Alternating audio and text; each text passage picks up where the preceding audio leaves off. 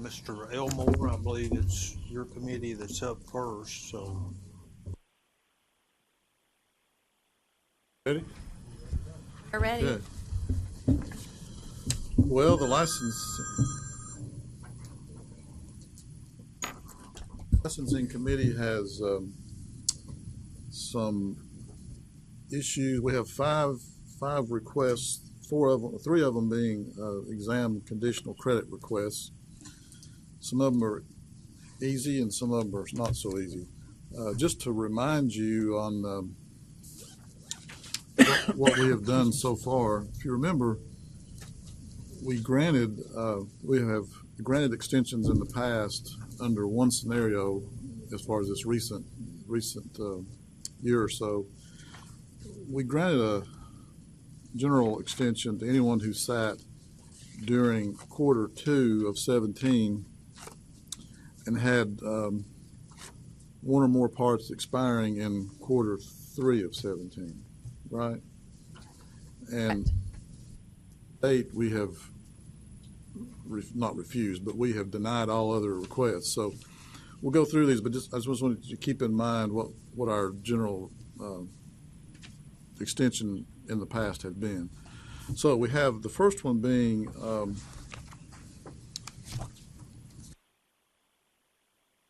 Seth Coffey.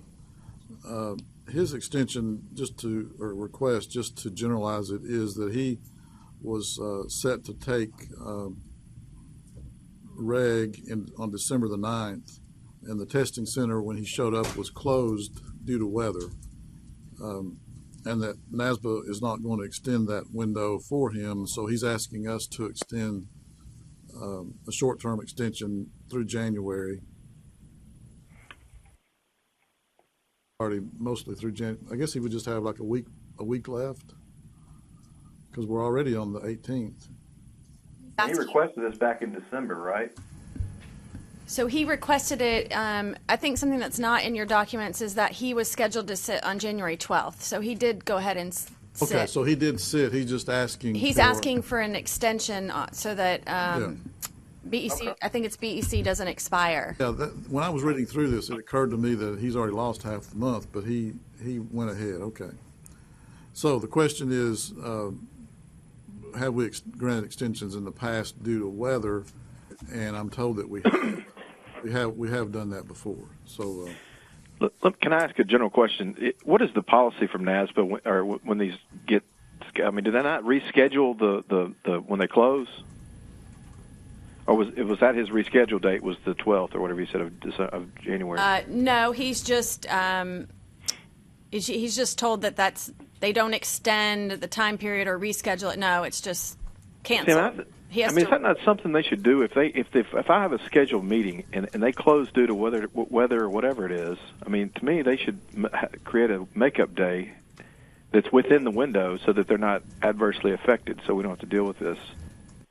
I mean, I know it's not going to happen often, but I mean, it seems like they should accommodate the test taker for that. It does actually happen, relatively often across the country, because you're talking about any weather-related events, a hurricane, a flood, a tornado, whatever. So it does happen at least a handful of times a year, I'd say. But I do know that I believe they give refunds, or like he wouldn't have been charged to schedule again. So they do give some concession, but they don't just take that date and everybody that was scheduled that date and then give them another day. Wouldn't the window in December have ended fairly soon after then? Yeah, I think he was scheduled for the 9th, and it closed on the 10th. So there really wasn't that opportunity. Correct. I mean, I don't want to beat this up too much, but I really just think that there should be some schedule change due to weather or whatever other reasons that it's automatically set in motion to where if you cancel, then we're going to reschedule it for you, and rather than have to dance through all the hoops again. I don't know why I feel strongly about that, but I do. It just seems. And I agree. Wendy, could we as a board just say that if it is a weather-related issue and NASBA confirms that they closed the sitting for that day, so that we wouldn't have to bring this to the meeting, could it be just automatically approved in the future? Yeah, if you want that to be on the record, we can certainly do that. Yeah. But Yeah, shouldn't I it think we. be in a certain time period so that Yeah. you're giving someone an unfair advantage? I was going to say maybe like needs to be rescheduled within. Give them 2 weeks for NASBA to be able to reschedule. I think that's reasonable. Well, in this Don't you? particular situation, Stephen, they wouldn't because the window closed. Right. So the window closed on the 10th. He was scheduled for the 9th. So they don't have the opportunity with the scoring that has to happen to make extensions to the window. Okay. I agree with Well- this one, but I also agree with the general policy. If it would have worked, I think a general policy to cover that would be good. But I see why this one needed to come before the board. Wendy, would it be hard to define a general policy such that you could do this without our ruling on it each time? Would there be too many ifs, ands, and buts? It may be because, let me give you another situation. So let's say that his closure happened at the beginning of the window. Well, he likely doesn't need an extension because he has a whole another 8 weeks probably to reschedule. So in this particular situation, he just didn't have another opportunity to schedule in that window, and he had a score expiring 12/31. So, Okay. you know, I think that like your example you gave is probably very unlikely. I guess. I mean, I don't mind. I guess my frustration it just seemed like there should be an automatic policy that NASBA has to reschedule this, but I don't want to beat this up. I mean, I can make a motion that we approve this extension. would you like for the entire window or 1 month? I mean, he's already scheduled and taken it based on what he had told me. I mean, I just approve as he's requested through the end of January. I mean, I don't think he's getting any unfair treatment to get another couple days extra of, One, it's not really a pertinent fact, but just one fact in this case is, if that name seems familiar to you, we denied a request he had at the last meeting to get an extension. So that's just. It's not the same part, is it? It's the same person, it's not the same part. Okay. I think it might be the same part. Is it? Okay. He received the automatic extension that this board gave, and he was asking for more time. He wanted to go further. He wanted to go further, which the board denied. So he scheduled and sat on the 9th of December. Then, unfortunately, the testing center was closed. Okay. Stephen, did you make a motion to? Yes, I made the motion to approve the extension as he requested through the end of January, I believe. Is that right? Through the end of January 18. January of 18, correct. I assume he'll receive his scores by then. How long does it take to get scoring? It's been taking anywhere between 10 and 20 days. I mean, Right. can I amend that to say through the end of January or until the date he receives his test scores? Is that? It's not marked based on when he receives his score, so it doesn't. Okay. Well, then I'll request. I vote to recommend approval as requested through January of 18. Yeah, when he receives his scores, it's based on the January 12th date or whatever date he sat. It's not Okay. based on the date he receives the scores. Okay. That's good. Okay. I'll let that stand then. Have a motion. I'll second. Have a motion and a second. All those in favor, aye. Aye. I think. Aye. We need a roll call. Do we want to do roll call since they're on the phone? We have to, even in committee. Okay.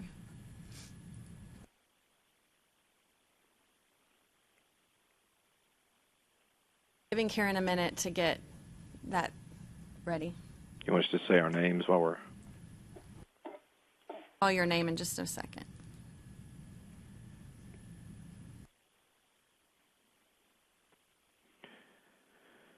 Okay, that's fine. I'll do it. Larry Elmore, Yes. Andy Bonner, Yes. Pamela Church, Yes. Stephen Eldridge, Yes. Judy Weather. Oh, Judy's not here. All right. All right, I think we can move on to the next one. Passed. Okay, the second one is Christine Crocker. This one is a little bit more, actually it's a lot more difficult than that one. It's very similar, though, to others that we have denied, not to influence your decision at all, but this one is not really unusual in nature. Just to summarize this one, she had reg, which expired in May of 17. She needed audit.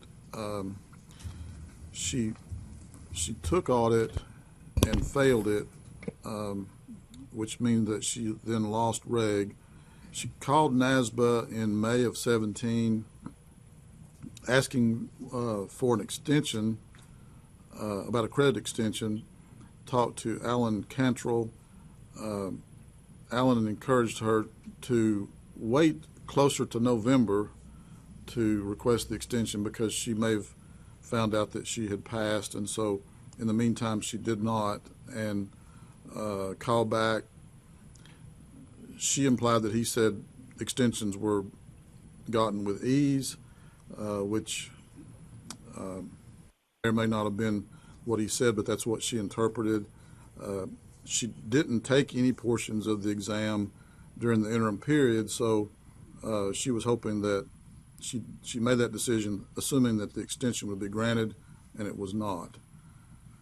So as a result, lost reg and then lost FAR at the end of December.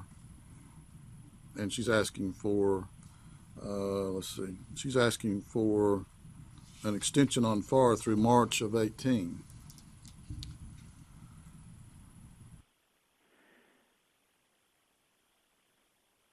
I think so, yeah. I had to draw a timeline on this one. I struggle with this too. Did he actually tell her to wait until November to petition? If you look back at the emails, Oh, he just said until she got her her audit scores. He says, so if she had passed audit in the second window, she would have passed the entire exam. Right. So she had to wait till August to find out. When she emails NASBA in May, he advises her that we just don't know whether you need an extension yet, so let's wait until you find out what your score is. Which was August. I think this is an important point. Yeah. That was August, not November. But if you do fail audit, then you might pass audit and reg within the fourth window with no reason to request an extension of credit. Basically, we'll make the request if it becomes necessary. Now, she has not sat since April for anything.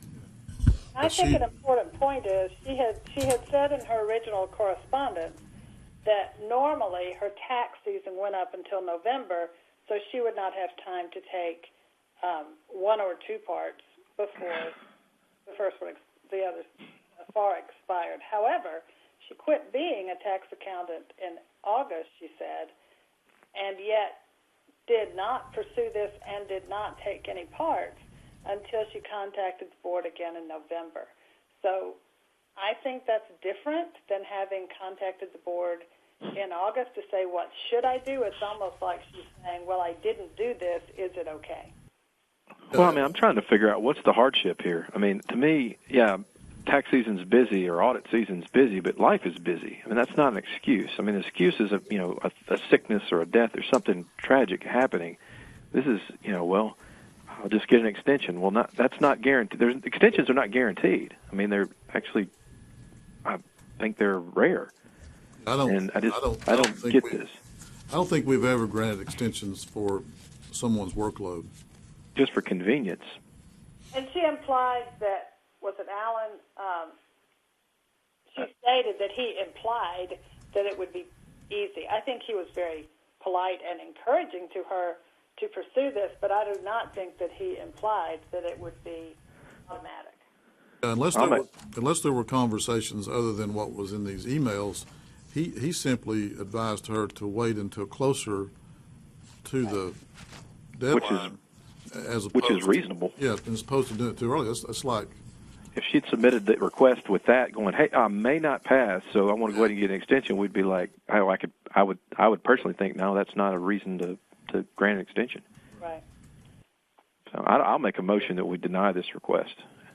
Second. We have a motion and a second. Any further discussion on the matter? Well, had she asked earlier and known that there was a stronger possibility that she would be denied, then I guess conceivably her actions could have been different. I I think guess her you're saying- actions could have been different, absolutely, and should have been different. Oh yeah, and should have, yeah. That would have changed our decision. No, I'm not saying it would have changed our decision, but it may have changed her decision. That's true if she had asked, but she, Right. You're saying if she had known earlier that it was going to be no, as Yeah. opposed to it's going to be easy. She may have made a different decision. True.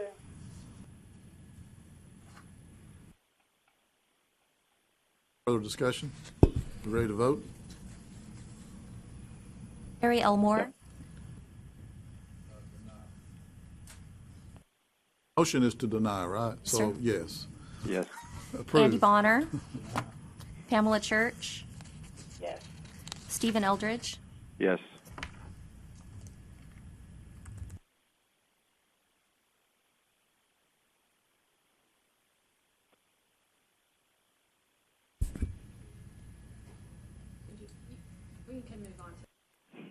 So we're clear that that did not pass, right? Correct. The motion to deny was approved.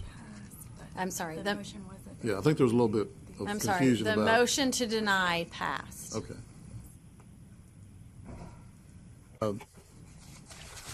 The third request is for an extension based on medical reasons.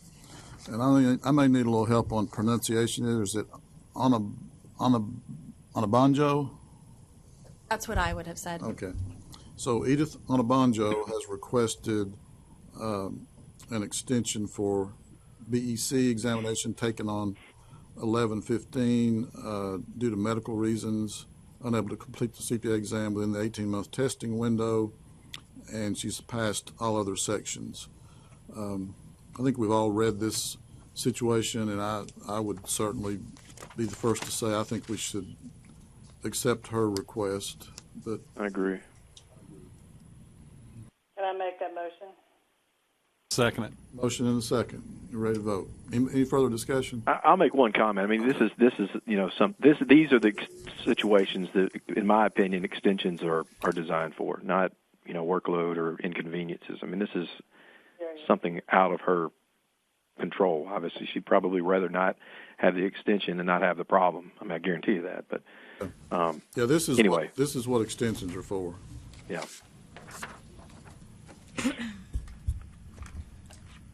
We have a motion and a second. Are we ready for roll call, Karen? Larry Elmore, Andy Bonner, Yes. Pamela Church, Yes. Stephen Eldridge, yes,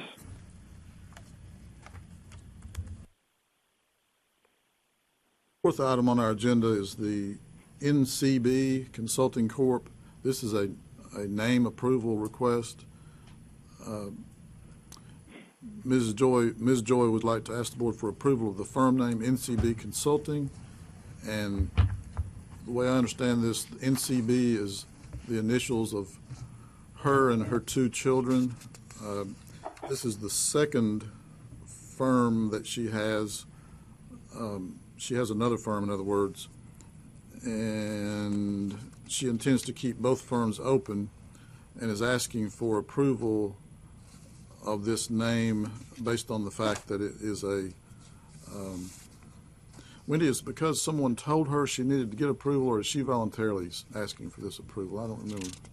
We advised that we had concerns over the name, that it didn't meet our requirements, and that based on the name submitted and the fact that she didn't do a test work, we advised that we didn't feel she needed a firm permit. She later said that she would still like to seek approval because I think she wanted to leave the company to her kids. And And she said she may do a test work in the future. yes, she did. Okay.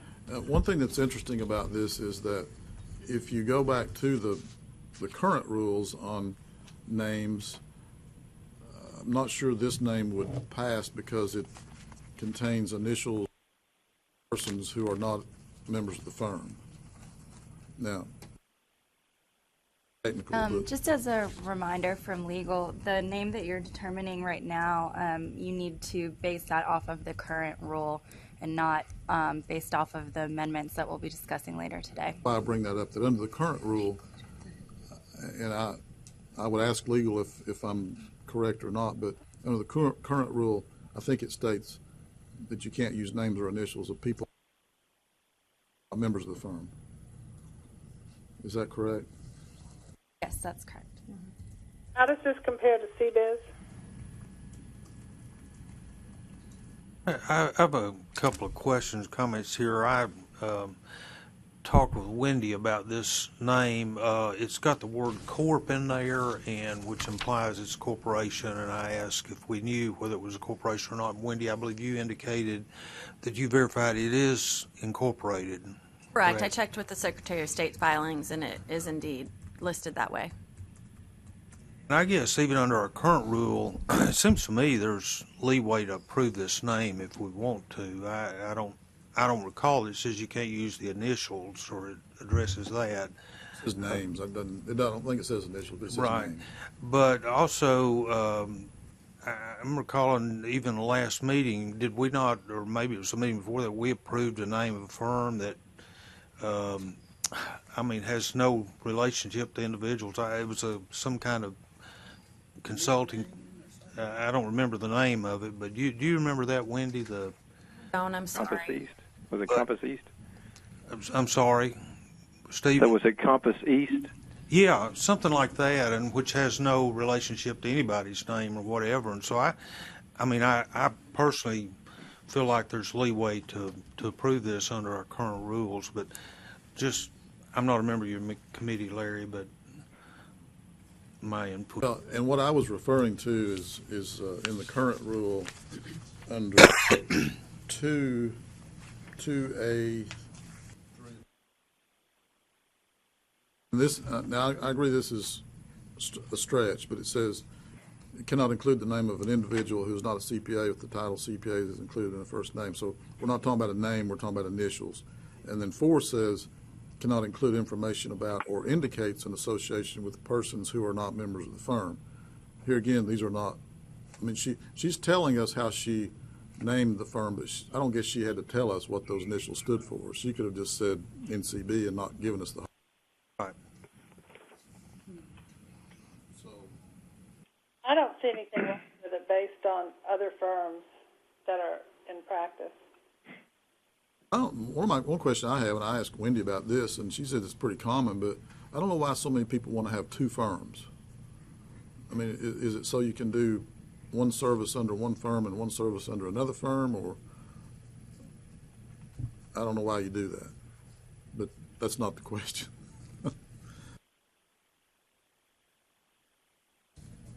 Anyone like to make a motion on this?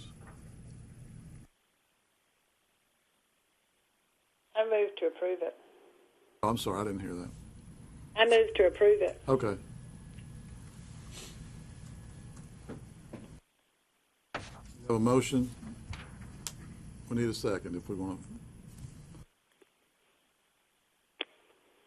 Motion and a second. We need a roll call vote. Any further discussion?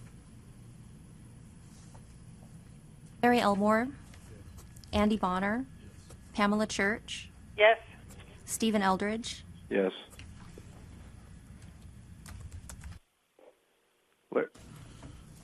It's y'all. The voice is cut. The mic's cutting out.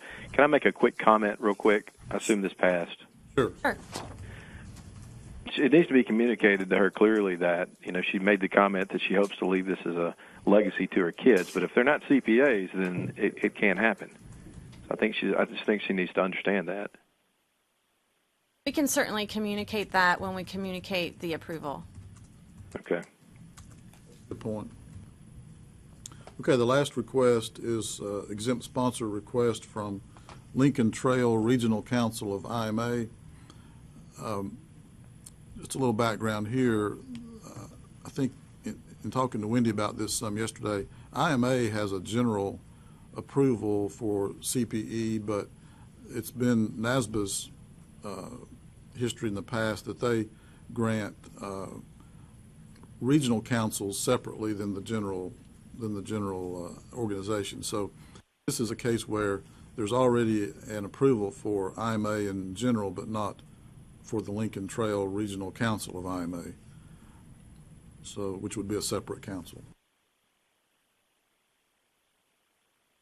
Question on that or a motion?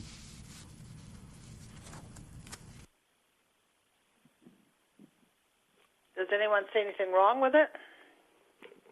I don't. Then I move we accept it. I'll second that. Motion and a second to approve the request. Need any further discussion? Okay, we're ready for a roll call vote. Barry Elmore, Yes. Andy Bonner, Yes. Pamela Church, Yes. Stephen Eldridge, Yes. Chairman, that's the extent of the request for the day. Just another general observation is this may be an all-time record for this committee. So good job. I would second that. That's probably quicker than we've ever finished one agenda item on our committee list. Let's not sit here by this first committee. We're going to now ask the enforcement committee. Mr. Chairman, that's a tall task.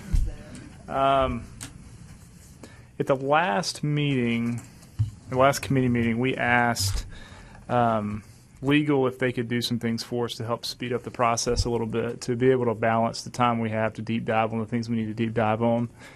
And one of those things was to split the legal report into a consent report and then a legal report. So as you all have seen in your email over the last week and a half, we've done just that. Really excellent work by them. We're going to jump into both of these, but first I guess it makes sense to do the statistics. And Wendy, do you go through that, or does someone else go through that piece? I put it together, so I'll go through it. Okay. This is just kind of an overview of the cases that we currently have in-house and what's happened over the last 3 months since you all have met. We list each month how many we've opened, how many we've closed, and what the general nature of those complaints were. We'd have, as of January 3rd, we have 71 total complaints somewhere in the process. The numbers at the bottom of the page kind of list, break out where those complaints are in the process currently. Are there any questions over this? I don't have any. Does anybody else? Okay, that's great. So first, looking at the consent agenda for the legal report, I've looked through all of these. I think they're good recommendations for closure. Does any other committee member have any questions about any of these cases? If not, I'll accept a motion to approve the legal recommendations on the consent agenda. Moved. We got a motion. Is there a second? Second. Motion is second. Any further discussion? Seeing none, we'll do a vote. Do we need to do roll call? Okay, we'll do a roll call vote. Do we have a motion in a second? Yeah, we do. Okay, sorry. Yeah. Gabe Roberts, Aye. Janet Booker Davis, Pamela Church, Aye. Larry Elmore, Aye. Kevin Monroe. Aye. All right.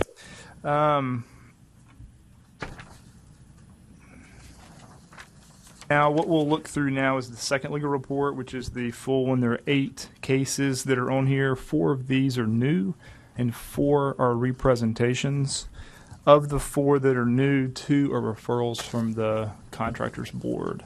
So I'm going to turn this over. I guess, Shalina, are you first up? And you can give us a real quick run through of each of these. Any questions, obviously, we'll talk about it, and then we'll do a motion at the end for the full report. Sarah Page is here as well, and she still has a few more accountancy cases.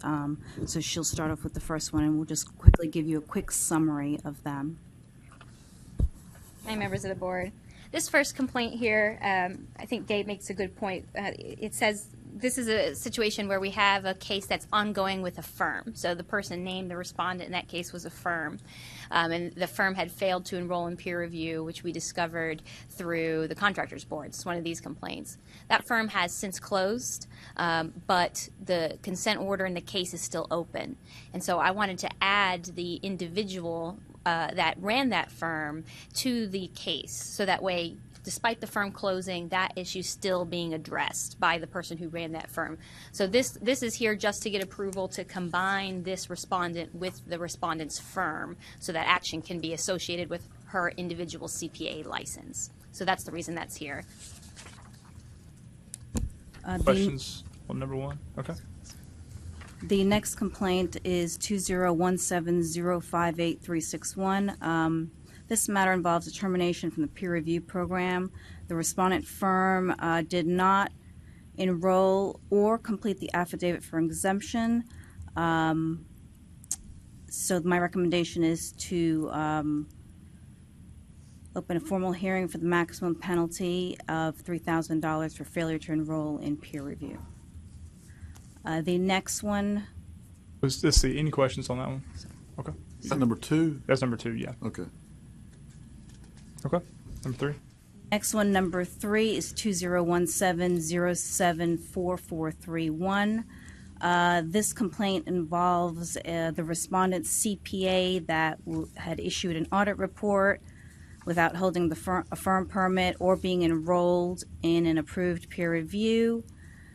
The respondent admitted to not having a firm permit and was unaware that this was a violation, but as soon as the CPA was advised that it was, he immediately contacted the client and withdrew the audit report.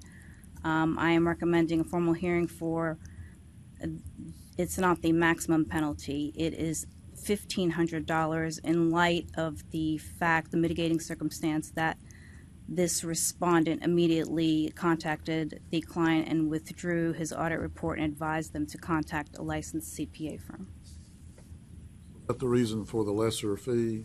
Yes, sir. Okay. Just a minor technicality, but there's a misspelled word in this one.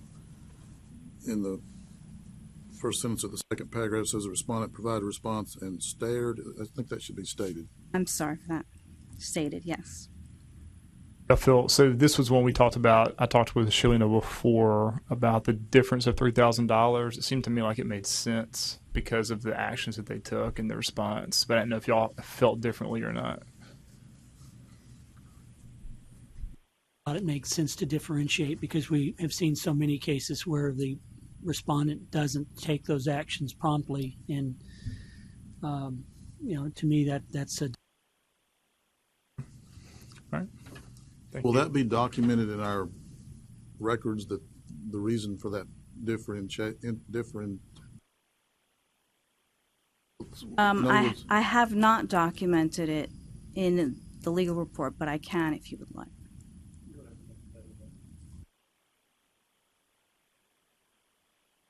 If you'd like me to, I could. I'm just asking because I think there's similar cases, but I don't. It's not a big deal. So you just want to do a motion to amend it? This is something like in light of the mitigating circumstances. At least that would give us a way to know to go back and look and understand. Well, why. The only reason it jumps out at me is because we talked about 2 and then we went immediately to number 3. But if somebody's looking at these independently, yeah, it wouldn't matter. That's a fair point. So. What about on your matrix? Could you identify in the matrix the penalties? Don't we have, I don't know if you could say if remedial actions taken as part of that, as kind of your guide as to, I don't know. I'm just thinking that might be a good place to document. Yeah, that seems like a better place to put it. But you could also put whatever you want in the motion too. I don't feel that strongly about it to make a motion change, but it's fine. Next complaint number 4, 2017074491. In this matter, the respondent CPA prepared an independent accounts audit report and was not enrolled in a peer review program. Since then, the respondent has enrolled in an AICPA peer review. In light of that, I am recommending a formal hearing with the civil penalty of $1,500 as a mitigating circumstance. The mitigation there was that they immediately enrolled in peer review, right? Yes, sir. Okay. Thoughts on that, Larry? Or anything? Okay. Okay. Next section of the representation of cases. This one, number 5, 2017019511. This complaint was previously brought to you at the previous meeting, and the committee requested that it be removed from from the legal report and be represented at a later time for a follow-up investigation and additional information from the respondent. As you recall, this complaint involved providing of accounting and bookkeeping services for several nonprofits and small businesses, and the respondent had created corporations to function as tax loopholes. It was also some allegations that the respondent provided erroneous tax advice, filed incorrect tax returns, and neglected to inform clients of other state and local tax liabilities. Upon investigation, there was no finding of any violations. However, there was some indication that one of the respondent's former clients' tax returns had variances in the accounting records and that tax return, and there were unsubstantiated deductions. Upon follow-up by investigator, these were addressed specifically with the respondent, and the respondent stated the discrepancies between the deduction amounts in the accounting records and the tax returns were due to expenses paid from the client's personal bank accounts. The respondent also stated that the client files had been lost in an office move, so there was not documentation to support the discrepancies identified. The former client stated that $9,284 in deductions paid from her personal account were valid, but could not validate the other deductions. So there was some question about profits also on the Form 1099 of the owner's Schedule C, and normally you'd see this distribution in the W-2 of the corporation filing the payroll tax return, which didn't occur. This was a risky tax position, and there was also a notice issued by the IRS on this. So I opened this up for discussion. I did recommend that a formal hearing be opened and assessment of $2,000 for violation of two rules, lack of due professional care and violation of professional standards issued by the AICPA. However, if the board would like to discuss this and determine whether this rises to that level, we might not have enough information either to review this with the 1099 W-2 issues, so I will leave this for discussion for the committee. So if you remember last time we had a part of the legal report included some allegations around unsubstantiated deductions, but we had asked, did you all ever follow back up with who is it, the respondent, I guess, about these allegations from a former client? So an investigation happened. We came across someone who was a former client of the same respondent, and they made some allegations. We included in the legal report, but we never got any indication that we had actually addressed these new allegations with the person. So we've done that now. Our investigators done that. And so some of the information that's come up is on page 4 under the new information piece. And I think this is worth us having a discussion because I think it sets the stage well to say what is it that we expect from our staff in terms of investigating complaints and then chasing down things that may come up or may become kind of peripheral items in the investigation. And my concern on this, especially on the information that really goes into page 5, is when we're talking about the difference between a W-2 employee and a 1099 employee, there's so much that goes into that, and I've been on the legal side of that, and I've seen the IRS say that two exact same transactions on different days, one's okay and one's not, and there's a lot that goes into that from an accounting perspective too. And if we are going to open the door to this, I think we need to make sure that we're giving the right instruction to our staff because we have limited resources and limited time, and would hate for them to have to feel like they need to chase all these different rabbits down rabbit holes when in fact that may not necessarily be our charge. But anyway, those are kind of my thoughts. So we could have a discussion among it, and then perhaps make a recommendation either to the board or just to the staff about future inclusions of these types of events. Those are my thoughts. Dave, I kind of looked at the two kind of ancillary issues. So one was the 1099 versus the W-2 reporting. And I agree with your synopsis completely. I mean, it's a complicated decision. The IRS rules have changed over time. And, the latest update I saw was that there are like 20 considerations that an entity would make. And I don't think we're well positioned to make a judgment call. And the other thing that caused me to think of, well, if we sanctioned every CPA who ended up on the wrong side of an IRS judgment call like that, I mean, we would be running people out of the profession. And so that element of it, I would not be inclined to try to sanction, in my personal view. I'm a little bit more concerned about the apparent discrepancy in terms of the substantiation for deductions.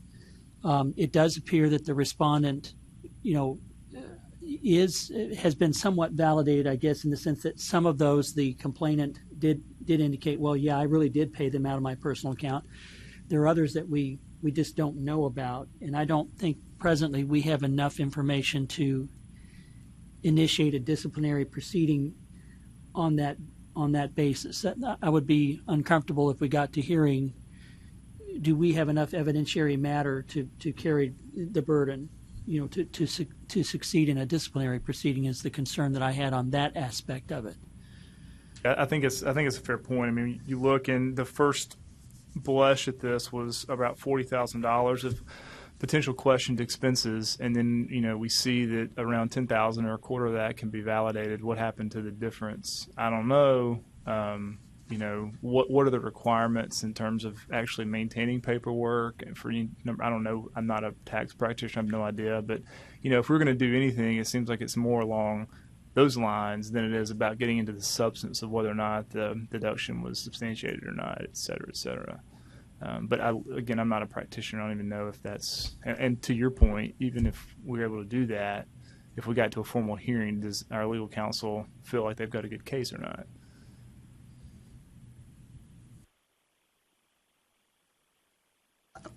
I guess I think just as a general rule, the further we stay away from second guessing practitioners, the better. And the more we stick to the specific rules that are violated, then our standing is probably more on solid ground. So in terms of the specific rules that we're talking about, what is that?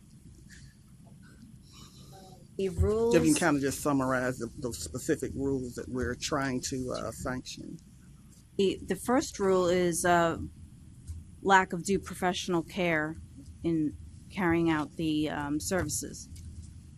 And which actions would those be related to? Yeah, we're just trying to figure out, from this summary, what actions give rise to a potential violation of that rule. Well, a lot of the documentation was lost or unavailable, and then some of the QuickBooks the information was missing. The respondent was unable to provide enough substantiation or documentation on the. What year the tax return was that was filed? I believe it was 2015. That's correct. Yes. Fairly recent. So is there I thought there was a discussion at the last meeting about whether or not there is a requirement, and if there is a requirement to maintain work papers in that regard, how long it is. I don't know the answer to that, but does anybody here have familiarity with that?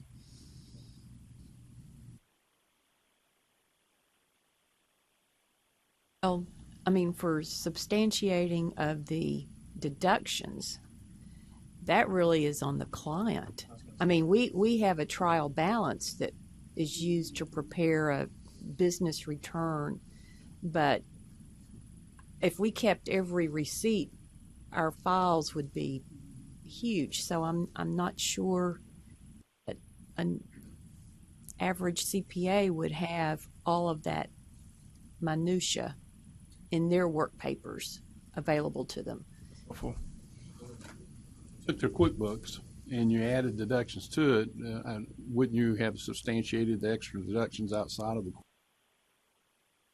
Might not have a tax practitioner, might not have it in their files, all the support for every item that's in QuickBooks.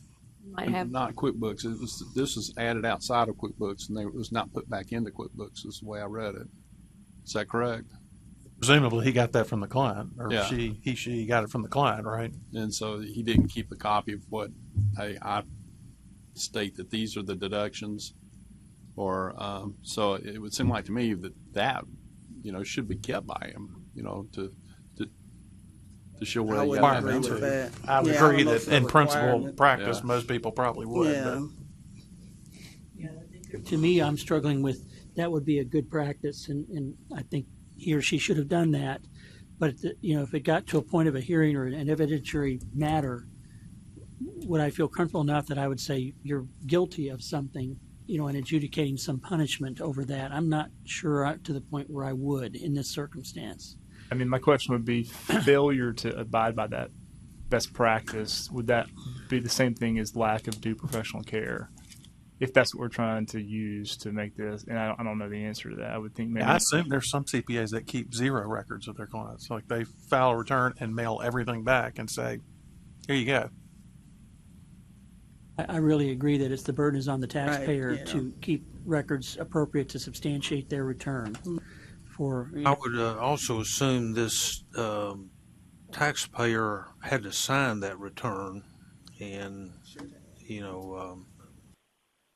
agree with it. It's their return, so. What's the next? Because I think there were a couple of different rules. I think that were used. The rule was the violation of the professional standards issued by the AICPA regarding tax services. That What linked is to the that? 1099 versus the W-2 matter or a different matter? Was there an engagement letter between the two parties? So it'd be hard to even prove what that CPA was hired to do, right? Absolutely, it would Get be. away from this. Based on this conversation, my intuition is that we recommend closure of this unless additional information comes to light with our staff, whether it's through other complaints or some type of formal authoritative body handing something down that we're made aware of. I don't know, but I don't want to get too far off our kind of what we're supposed to be doing.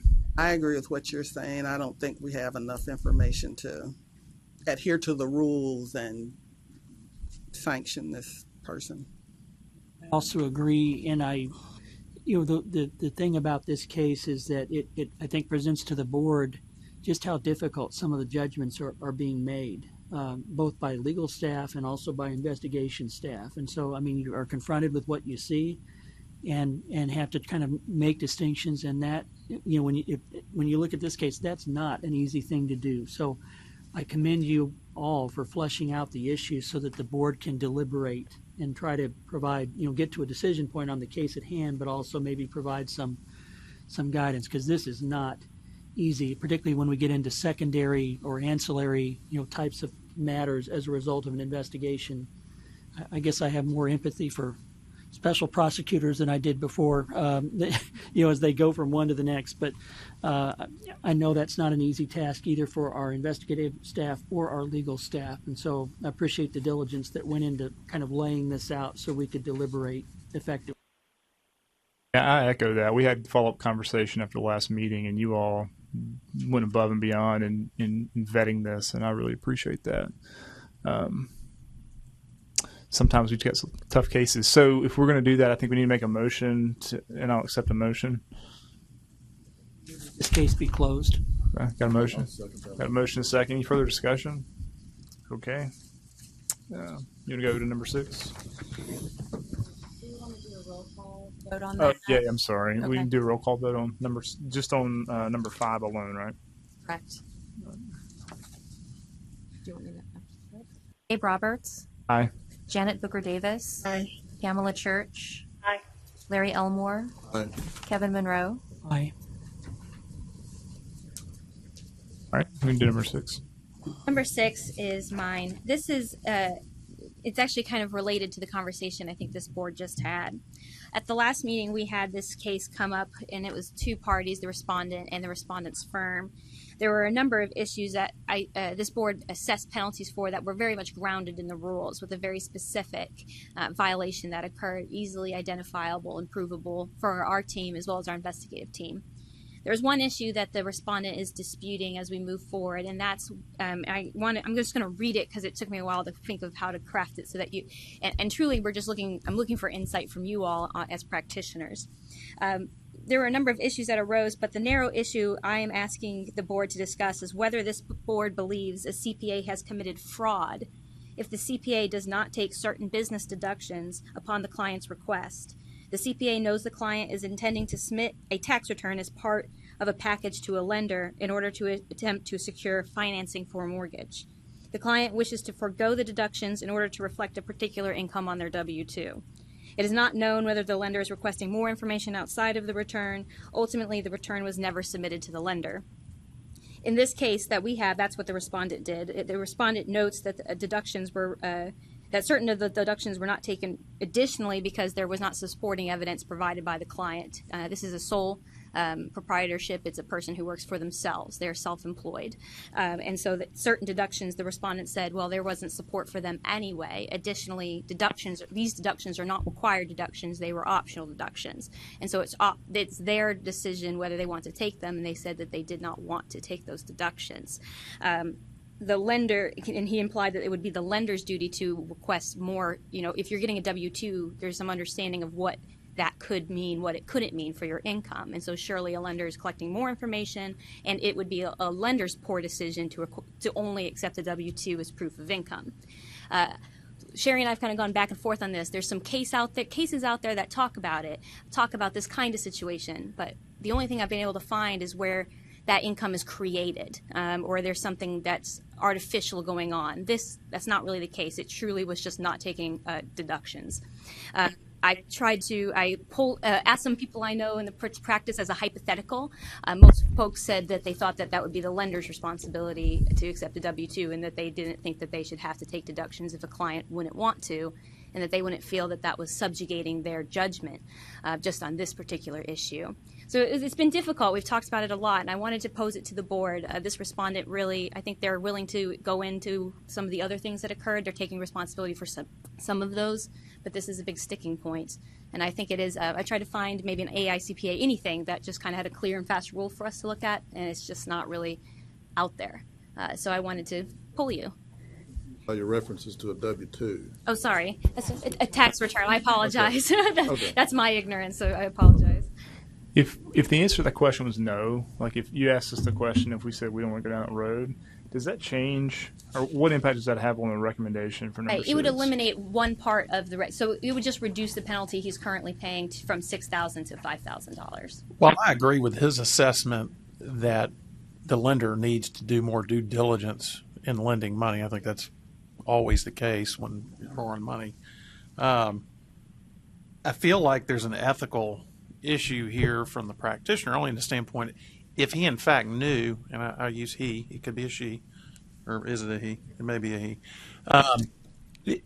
If they know they're going to be relying upon something and intentionally alter information in order to provide more favorable lending capacity, I don't know. I have a problem. I understand this is not an attest engagement, and he's not proposing to issue any kind of guarantees on what's being done. But I don't know. As a practitioner, Go ahead. Yeah, I don't know. I feel like if he intentionally did something to create a more favorable environment for lending, I feel like we almost need more information because, yeah. For example, if he told the guy don't take accelerated depreciation, even though he could have, that's one thing. That's one thing. But if he told him don't count those repairs that I did on my barn, that's another. Right. If there's options and he took the lesser option, I think that's different than I'll share you kind of the list of the business deductions that were at issue in that one. I understand if you don't, because it's been some I time. actually brought documentation with me because Fabulous. my memory's not quite what it's supposed to be sometimes. So we do have that information of what wasn't taken. But the best, I do have an information of what the client provided, and I would agree that there were some of these items that were questionable. To me, the hardest concrete comparison that I can do, not using my own professional judgment, is the client actually had the return amended by another CPA after the fact. In terms of the Schedule C income reported by the respondent, it was $69,536. The CPA who amended the return, Schedule C income went down to $25,544. Again, Yeah. to his point, to Larry's Yeah. point, that could be, hey, maybe they use straight line versus There was accelerated no depreciation. depreciation. That I Well, can speak. but my point is we don't know. Yeah. Most of but back to the original question in terms of the deductions that were considered were things like advertising, marketing, attorney's fees, permits, rent, insurance. Is a physical therapist, is that correct? Is that the profession? Or massage therapist? Massage therapist. So that's the profession. So it'd Yeah. be business deductions related to being a sole massage therapist. So you said he had the return amended. I thought he was complaining that I'm confused as to why he would have the return amended if he was. It was a different CPA that Yeah. that did that Well, for them. what the taxpayer finally decides, I'd rather pay less taxes than He ended deal up with the getting bank. They That's found what it sounds like to After me. after the loan scenario went away, he had the return amended. And it was never used for the loan. Yeah.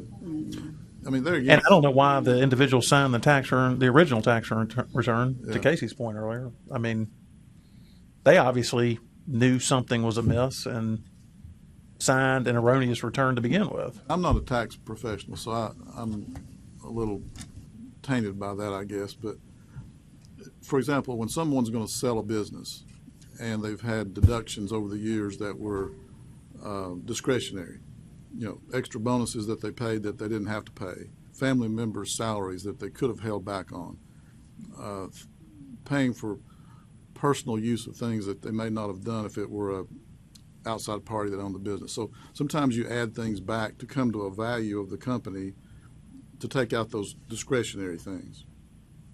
So I think in this case, if some of these expenses had been discretionary, for example, contributions, where the guy may have said, I didn't have to make those contributions, I just did that because I wanted to do a charitable gift. Discretionary things, I wouldn't have a problem with not counting those because it's kind of an add back. But here again, it's hard for us to sit here and analyze this without seeing the actual transactions that you're talking about. What about the paragraph Could that swing says much that for a massage therapist, in all honesty. I don't know what cost you could not be claiming. But there again, when you're putting information on a tax return, the professional is bound by standards that,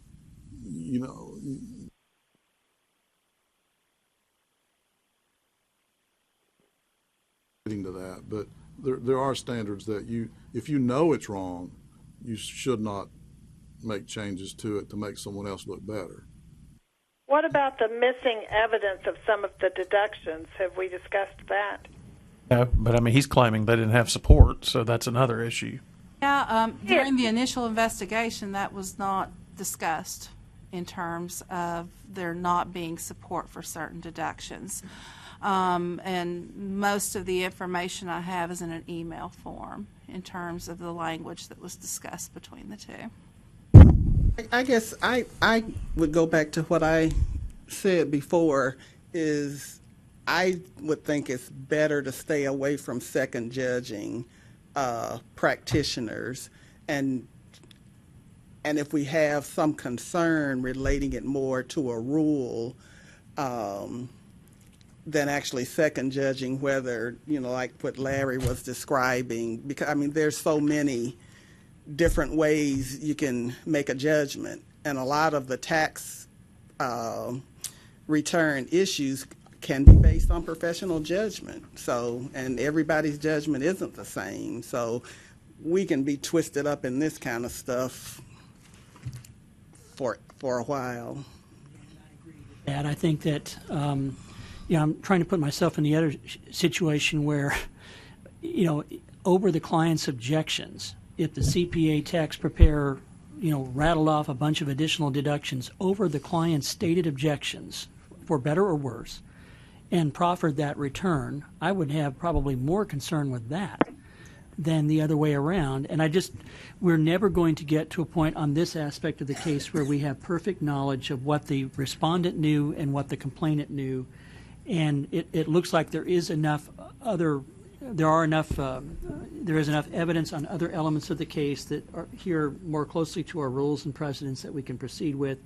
I don't think it's worth the trouble of trying to tack on this aspect as part of the penalty. Can I ask a question here? Yeah. Because you've got a practitioner, right, that's stating that's not fraud if he doesn't.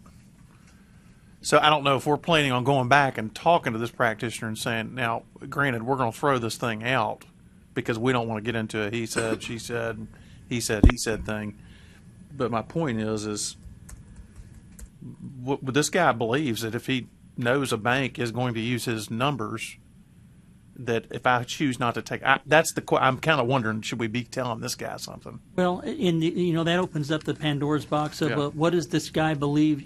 Is he aware that other information is being provided to the bank and that this is Right. only one of 20 pieces of evidentiary matter that they will be relying on? Right.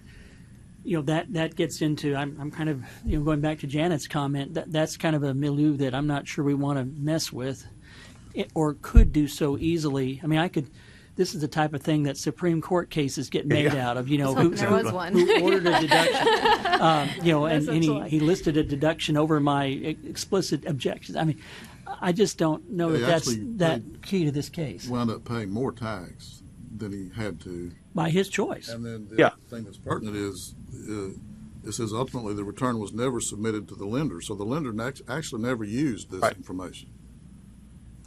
I think that in addition to whatever else is saying, I think the question you all have posed to us is whether we believe something is or isn't fraud. I think is also an area we should be loath to get into because that seems to me like legal advice, and I want to make sure that we aren't issuing that and getting involved in that piece of it.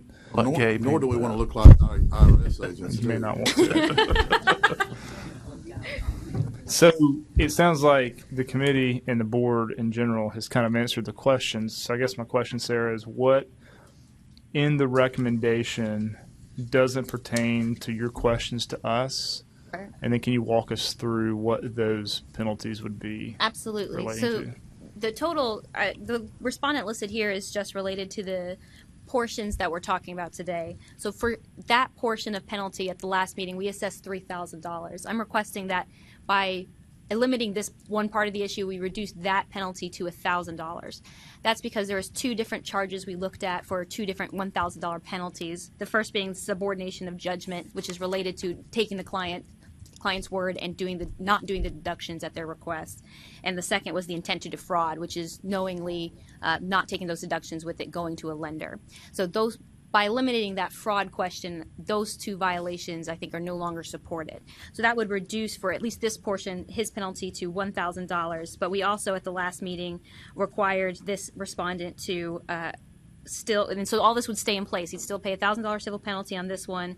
And they would also have to conduct or be involved in the CPE audit, and they are responsible for an 8-hour SARS 21 course. And that is also because there will be an additional $3,000 for the CPA individually because that person also did a contractor review without being properly enrolled in peer review. So in total, because it's just one person, he would be paying a $4,000 penalty for failure to enroll in peer review, and $3,000 for that, and $1,000 for another issue. In this case, was not properly advising the client about a tax, the necessity to file taxes in a state they lived in. He didn't do any background research into that, and in fact advised her against it, and that ended up that was an issue for this client. They had to resolve. So there'd be $1,000 for that, $3,000 for failure to not enroll in peer review, They would need to still comply with the CPE audit next year, take the SARS 21 course, 8-hour SARS 21 course, and then submit proof that they've enrolled in peer review or that they're going to take the exemption and not perform a test work. So it really is just eliminating $2,000. Sorry, that was like a long way to get there. Oh, you're saying 1,000 relates to not giving advice to file a state tax return? It's for failure to collect sufficient evidence. So it was the violation that we couched that on last time. The client had lived in 2 separate states that year, 3 separate states, South Carolina, Colorado, and Tennessee. So she had inquired to the CPA whether I needed to file an income tax return in Colorado. He said something along the lines in an email, no, we don't need to. You don't need to pay more taxes than you need to. And then later told us, well, she never proved she lived there because all I had was 6 months of proof she was in South Carolina. It honestly just didn't make a lot of sense. It was difficult to follow why he would do that, but he advised the client without doing any further research that she did not need to file an income tax return in Colorado despite the fact that she was a resident there, and ultimately had to get another CPA to help her complete that document. So there was a charge for that. Almost like another case where you had to be there. You almost had to be in the room when that happened to know whether that was... If she had not presented any 1099 or a W-2 that was identified in Colorado, that may have been his assumption. I mean, and that's what he says. He says he never received a document that even said the state of Colorado on it. But I don't know if Sherry has any more. I would just say that I think the question point didn't become at the initial preparation, but after it was prepared and reviewed by the client made a comment, but I was in Colorado through December, almost 12 months. Don't I need to file a Colorado return? And the comment was, we don't need to worry about that. We have the emails that say that. Yeah. So if this board thinks that not inquiring deeper is a violation, that was kind of what we couched that on. But if kind of from the conversations we've had today, if we've shifted on that, that's something he disputed that as well. But I felt more comfortable with it. So, but if you're not, I think if we're going to make judgment calls on issues like that, we're going to have more than a 2-day meeting. That's have attorneys. Yeah. I mean, unless we have more facts than that, that sounds like he made a judgment call. Right. Yeah. And did you say there wasn't an engagement letter? This one, I don't believe there was an engagement. There was an engagement letter. Yes. I think there was an engagement letter on this one. And did it have what returns would be done? I think it just said as part state. Of it? It just said federal and applicable tax returns. It did not specify specifically which state tax returns. I appreciate that because I don't know if I knew. And this is a separate tax return from the earlier one about. We're talking about 2 different tax returns. Correct. Okay. Because I believe it was the federal that deductions weren't taken. Right. The federal was where deductions weren't taken. Of course, all that comes into play when you roll it back into the state, of course. But we're talking, in this particular case, the state tax return.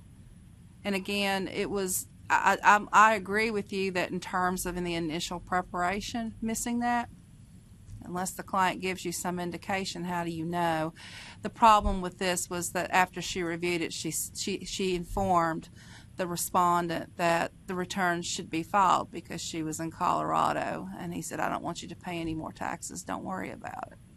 That was where the concern was, not in the initial miss. I think we need to be really careful about the he said, she said type stuff. That's why I said you almost had to be there. It isn't an email. We have the emails. I don't know if that's... But you don't know what other conversations, or how many more emails were there that we didn't get. That's fair. I just think I just wouldn't go there. So by my tally, it looks like where we have consensus is $3,000 for failing to enroll in peer review, complying with the 1617 CPE audit, the 8-hour SARS 21 CPE course, and either enrolling in peer review or obtaining the exemption. Is there anything else that we feel good about? You may want to review the ICPA Code of Conduct, Professional Conduct, just to be certain he's aware that he has a governing framework in place that maybe we can do a letter of warning and even attach it. I mean, print it. Instruction warning. I would wonder, is this one that we would want to direct they complete this NASBA ethics training? I think that could be a good idea. I will tell you that we haven't made a lot of progress on that yet, so I'm not sure when it's going to be available for them to take. So that's the only reason I hesitate. First three modules are already available, aren't they? Which are more with behavioral ethics and so forth. No, not between us and NASBA. So, I mean, those are available, but I don't know how quickly our folks can take that. So that's my only concern is I don't, we'd have to give a pretty long time frame, I think. If they want to take it tomorrow, I can't guarantee that they can take it tomorrow. Can I make a motion as a chair? I always forget that. Just trying to make it sure we're good, moving us along. See, what we just talked about and including the SCPA Code of Conduct attached to a letter of warning, I make a motion that we change the recommendation on this to be a $3,000 penalty for failure to enroll in peer review, a direction to comply with the 1617 CPE audit, required 8 hours SARS-21 CPE course, enroll in peer review or obtain the necessary exemption, and for us to provide a letter of warning that includes in it the attachment of the SCPA Code of Conduct. Second that. Okay. We have a motion and second. Any more discussion? Just one other point. Have they renewed their license? Yes, that has been fulfilled. Okay. Do a roll call vote for number 6, please. Gabe Roberts. Aye. Janet Booker Davis. Aye. Pamela Church. Aye. Larry Elmore. Aye. Kevin Monroe. Aye. For number 7. Number 7 is easier. This is a situation where we had a non-response to a CPE audit. When I received the case, I noticed that there was a third address kind of floating around in the licensing file that hadn't been used. When I reached out to the respondent that way, they responded immediately, quickly, provided all the evidence, except for the 2 hours of ethics, which did take her some time to get, but ultimately she provided and complied. So in my case, she was originally assessed the penalty plus all the hours. I would ask that we change that recommendation to a letter of warning to make sure you just have your valid addresses with us. She did have one, but obviously we went to the 2 primaries where she had moved from. So, Questions? All right, let's go to number 8, the last one. this is actually going to be the case that you'll have presented you tomorrow. So I'm not necessarily asking, or I don't believe, in fact, I would discourage necessarily taking an action on this one today. But if the board is, or the committee would entertain kind of hearing some of the background of what it is, might help facilitate tomorrow. Should we do that, or would that should we wait and? It's actually the request of the responding attorney is we're hoping to kind of gauge the committee's temperature as far as possible solutions. And I say that, Gabe, because this is one of those situations where we have everyone agrees on all the facts. No one wants a hearing because no one's disputing anything. The only thing disputed is discipline and what's appropriate. Is there any issue with that individual? Was that individual invited this afternoon? Or I mean, can we have this discussion Indefinitely having not offered, or did we offer to have that individual here to discuss? Tomorrow, the attorney is going to attend the... I get that, but I'm talking about today, because I feel like if we discuss something today, my fear would be that we might come to some sort of conclusion. Yeah. We can wait. I spoke with opposing counsel, and really we were just hoping to kind of we were hoping to have the same, we were wanting to come to an agreement. We're kind of disputing very minute differences on the discipline. And so I was hoping to maybe use this opportunity to get to where we can come tomorrow and say, we agree, this is the discipline, this is what we think is appropriate. But if this committee would like to wait tomorrow, that is totally acceptable to me. I would hate for someone to come back and say, well, you decided something and I wasn't afforded an opportunity to be there to discuss what you were discussing. Yes, but they're actually getting something. I know they're asking us for it, but... Well, right, but they're getting something by even being allowed to come at all. I mean, they can obviously attend, but to even allow the attorney to come is a major exception. Yeah, I mean, can we not go ahead and do what legal counsel's asking, just discuss it and let it, you're just asking for kind of a reading of what our reaction is to this, and we don't have to take a vote. I mean, we could save any decision making until tomorrow. And if you'd rather not, again, it's fine. I just thought it might expedite tomorrow if me and opposing counsel come in and say, based on the committee, based on us talking, this is exactly what we think is right. But I'm happy for us to do that. I can tell you I've got several questions that I want to ask the person. So That's yes, and the respondent will be there tomorrow. But I was attempting to maintain some level of anonymous status in case we do end up having a hearing just over discipline. But obviously, the attorney will be there for questioning, and they have even asked if she could speak. So I would, but I would advise not to do that. Who's the attorney? The attorney, her name is Alex Fisher, Okay, it's not. and she does a lot of work at Health, so you may recognize her. She does this kind of work. So I'm open to it. If they would ask, that's fine. I don't know that it's going to save us any time, but Okay. I'm open to that. So if y'all want to do it, let's do it. Go for it. Probably recognize this case possibly from it's been presented to you twice. This is a case where we had a CPA who received a felony charge related to forging her mother's name on a mortgage document. The circumstances around that were that this is a mother of three whose husband and her church leader approached her and her grandmother and with an investment opportunity. The grandmother and the mother. So we have three women. We have a daughter who is our CPA, a mother, and a grandmother. The mother and grandmother jointly owned the home. And the granddaughter, that is our CPA, took care of them financially in many ways. The mother and grandmother who owned the home were financially burdened. The church leader came to them and said, if you invest, the equity of your home into this scheme, that you would benefit, your grandmother mortgage payment would be covered, and you would get additional residual income. The husband and the church leader pressured the CPA, I'll just use CPA, pressured the CPA. The grandmother who half owned the home also wanted to do this. The mother did not. The mother said, do what you want, but I'm not signing anything. And ultimately, our CPA chose to help assist the grandmother, the husband, and the church leader in signing her mother's name to the documents in order to invest in this property.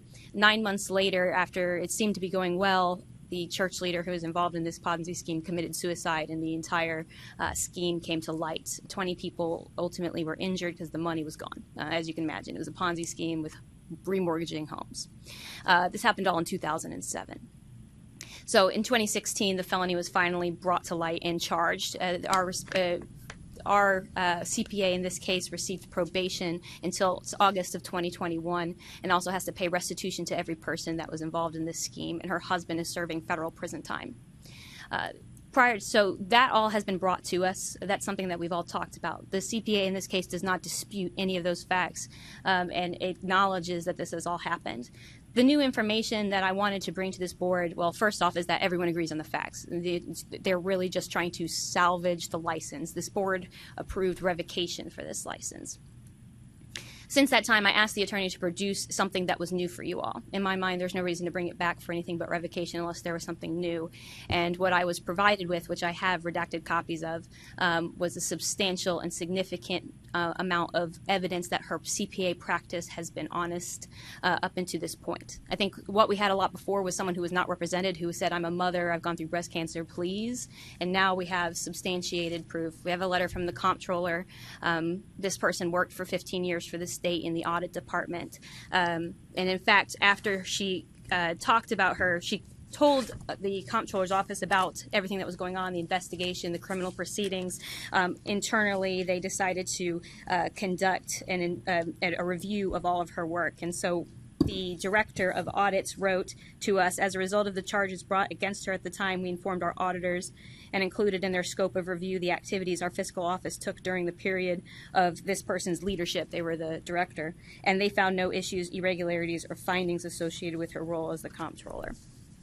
And so what they are asking for is, instead of revocation, what they previously had requested from me was a 3-year probationary period that would run in conjunction with her federal probation with a number of terms, that she would not be able to be a sole proprietorship. She'd have to remain employed where she currently is, a CFO, under a set of leadership. She would not be able to perform a test work, which she does not do now, and that if her probation ended early, that she could come before this board under our procedures and have the probation lifted. Wendy and I wanted to get your temperature. We didn't necessarily feel stepping from revocation to probation was a significant enough step. I think through the significant letters we received, there's a lot of mitigating situations here. I think this is not someone we need to worry about reoffending or hurting the public anymore. The fact that the comptroller did an audit of her work with no irregularities, and I have 20 years of references from significant leaders, both in the private and public realm, that this is a person that's been integral to many people's work and who has done good work with no question until this one instance, to me was persuasive that revocation may not be the step that we need to take. The question is, what if you agree, what would it be? Can I ask a question? Does this individual need a license to continue doing whatever it is they're doing for a living? They do not currently, and that's something she acknowledged. She says she doesn't do a test work anymore, but that it's an emotional response, but this is the response she gave because we asked the same question, which is that this is the last piece of her life that remains. That being a professional is a large part of her identity. She serves as on numerous community boards that are all related to the practice, and that it's, I guess, and in many ways she's just trying to salvage like a last piece of her life. And so that's why she wanted to keep her status. I had tossed around the idea of a suspension instead, especially considering she can continue to operate. She was very hesitant about accepting something that would affect the continuation of her CPA status, but it's not something that's off the table. And that's where me and Problem the I attorney have is an individual are saying. admits to committing fraud. Yes, correct. And the fact, and I'm not speaking for this board, I'm speaking individually here, but I just, taking the emotion out of it, I understand life's hard and people make decisions. And she made a poor decision which reflected negatively on the profession. It's obviously been publicized. People know about it. And I feel like if we don't take action, it's kind of like, well, if somebody's going to come up here and say, well, emotionally, I want to keep this. I get that. But the reality is we're here to do our jobs. I mean, I hate to take a firm line in the sand because I know every situation is different. But having not they're not disputing anything. And they've harmed the profession in a way. I think if we do nothing and do some sort of, I just think that's too watered down. I think you got to take an action. She always has the ability to come back and ask for reinstatement. I mean, that's my personal philosophy on this. We are far from asking you to do nothing. I think Wendy and I've talked about this case extensively, and we agree. I think that despite the fact that this wasn't conducted, the fraud wasn't conducted in her practice as a CPA, it is in many ways the ultimate sin of a CPA. You can't trust someone with paperwork. It's the fundamental trust that the community develops. And so the only reason I would even come to you to ask for something even less than revocation is purely due to the fact that we had the comptrollers review her work and then the significant amount of support from the community asking for something other than revocation. But I think that she understands and has told me that she understands the discipline would be significant and serious, and that she thinks that that's the proper response of this board as someone who works in this profession. The other thing I look at is this does not preclude her from doing whatever it is she's doing now. Right. That's right. If people like her, if people trust her, want her to do the work, then she's not harmed. I mean, she's harmed from having something on her record, and she's going to have that anyways. Right. In other cases, have we considered input about the person's previous work in other cases of fraud? Typically, this board, when it is a felony charge, especially something related to that, it has been revocation. We have had recommendations in cases. Honestly, the one I can think of is A&E, but we've had recommendations written.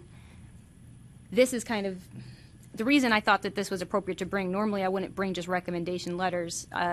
Is just because the weight and the fact that they did say that as part of the recommendation was the comptroller saying we reviewed, her work for its integrity, for its thoroughness, and they found it to be completely, without a single flaw, so that it was perfectly done how they would want it to be done. Is she getting a privilege that other people don't get because that did happen? Yes, because that's not something most of the time these people are going to fight me on the fact that it happened at all and go down that way. Most people don't want to. The fact that the comptroller reviewed her work is sort of a privilege that she was able to present that sort of evidence. Most people don't get that sort of review. Correct, unless they paid for a peer review of their work to bring and brought that to me. This is a unique circumstance because we did have someone who was at a high level position with the comptroller for such a duration. You are These correct. are acts discreditable to the profession, are they not? That was the grounds for the revocation, as well as Yeah. obviously having the felony charge. I feel like people come to professionals for at least two things. One is expertise, but the other is judgment.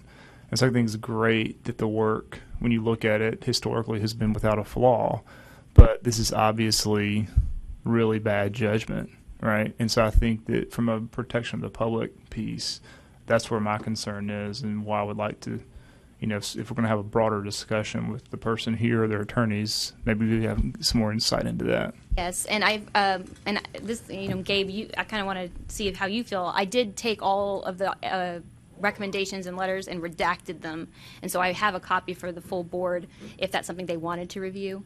I didn't know how. I know we don't normally pass out evidence or anything like that, but since we're in a situation here where we're really just getting down to the nuts and bolts of what are we all going to agree on as far as discipline, I would just want to make sure y'all feel good that you have on the record that they've acknowledged to it and they've requested it and they can't turn around and use it against you if we go to a hearing. I made her in an email acknowledge that there was some anonymity being lost here because that's really a protection for them, right? And so I've already got it in writing there, and then I'll have her say on the record she's comfortable with it. It was their request. So it sounds like you don't need anything for us. This is something you want to bring to the board tomorrow. It sounds like this. It feels like the temperature is about what I thought, which will help me because when I leave here, I'm going to call that attorney, and hopefully we can come with a strong recommendation that takes into consideration these things. So I really appreciate it. I appreciate the time. Any other questions on this? I'll make a couple of comments. Now, you're going to say this is picky. Be picky. It's a good thing to be. But, and the whole thing's going to change, I'm sure, based on what the final recommendation is. But there are a couple of phrases in here that, as a Board of Accountancy, that we have been really particular about over the years. Sure. We say a full audit of her work was conducted by her employer. That word audit bothers me a little bit. A review might be better there, a full review of her work. I mean, I don't think they did an audit, as we know as an audit. I guess I actually don't know if I agree because the director of audit told me they conducted an internal audit review and then they noted irregularities. It seems like they went through audit procedure in an effort for like an internal audit of themselves, but maybe internal audit isn't used in that way. I don't know because I'm a layperson. Okay. Then on the second, on the recommendation, we say that there was a full governmental audit done. That one's a little strong too. It says weighty professional reference and the assurance due to a full governmental audit. Now, I do governmental audits, but believe me, when you've been reviewed on I don't think they did a governmental audit. Yeah. Okay, that's my word because it's That's the government gonna change auditing. anyway. So I'll just change that. Anyway. Yeah. And then the second paragraph back on page 7 under new information, there's a bunch of typos in that whole paragraph. This, unfortunately, our unedited copy was uploaded. In fact, one of my sentences just stops at one place. This is one version older. More letters were included. It says worked. There's a word missing there where it should say worked for her during a 15-year period.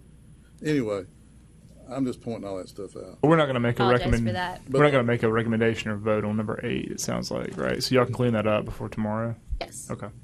I just asked one question. Something you said about this person serving on numerous boards. Yes, they do community. I have her as a CPA. It's some of them are related. She has previously and currently has, and I can get her resume to make sure I know the associations, but I worry about that. But she has served on a board. She served it, but ended her tenure as a result of this. She quit with the comptroller on her own as soon as this happened over fear of obviously tainting the office's integrity. And but part of that, she served on a, and I apologize if I don't know the right words, but a board or a community committee that is all government auditors. That's all they do. Yes. And so she served in that role. There's a couple other community things that are related to the profession, as well as her role as a CFO. So there's some things that are CPA audit related. She's kind of slowly shifted away from that because now she's in private sector doing more finance administration type work. So she's served on a couple of those. I think she's a president-elect for one. I apologize that I I didn't bring her resume because it felt if you too. can, yeah, maybe have that for Yes, tomorrow. I definitely Was this a can. hearing tomorrow, a public hearing? No, it's a representation of the case just to decide discipline because there is nothing to be heard because everyone agrees to all the facts. So with the last quarter, did we vote to revoke this license? We not the last meeting, but a couple meetings back we have done that. Is the license in revoked status? No, because they disputing it. It was Okay. Yeah. So now they've got formal hearing to come back to. Correct. Or we're in that phase, so to speak. Right. Right. I mean, yes, and that's why we're doing it this way more informally because, again, all the facts are agreed to. I think they asked for an informal hearing. We brought that to you all, and you all denied an informal conference. So that's kind of why this is kind of coming this way. But we're going to let this person speak tomorrow. No, you do not have to. I'm about saying we more than likely, I guess we would. I don't know why we wouldn't. The attorney and the respondent will be here. I had told the attorney the respondent could not speak, but again, if since it's her protection, if the attorney wants to waive it and you want to hear from her, and it will result in us kind of wrapping this up, then that would be fine. Well, before we leave my point, I guess I would like to know if the person, since she does not have the CPA license revoked now, if she's still holding herself out as a CPA on these boards to the public. Yes, and there's nothing that I mean, she's fully allowed to do that. That's what I thought. No reason not to. Yes, because it's innocent until proven guilty, right? Yeah. Yeah. So that's kind of where we're at. Just for the record, what was our previous recommended disposition of this case? Was it for revocation? For revocation, revoke her license. Or that was it. Just revocation, but you had to have a hearing to do Sure. that. Yeah. Yes. So she could either agree to give up her license, or we could have a hearing where I would ask it be taken. Okay, so she would enter into a consent order. And she didn't want to do that because she agrees that she did it, but she does not agree that she should give up her license for it. I'm just trying to see, did we recommend revocation of the license or recommendation of a formal hearing or a consent order where she would agree to give up her license? That's what we've done. Okay. Yes. And so she's saying she will not agree to that consent order. She won't agree to it, so she said, well, we can go to a hearing to just decide discipline, but since she provided all of this new stuff I didn't have, it seemed worthy to bring back to the board to decide informally without the cost and time and experts and things that would have to come in for that. Okay. So they are saying we're going to go to formal hearing if they've gauged our temperature. It depends on what, I guess, this board, if they don't come down from revocation, I don't know. Okay. It's possible they still ultimately agree to it, but obviously that's not what they're trying to do right now. Gotcha. I don't know. More conversation on number 8. Okay, so we voted on number 5 and 6. 5 was to close and 6 was an amendment.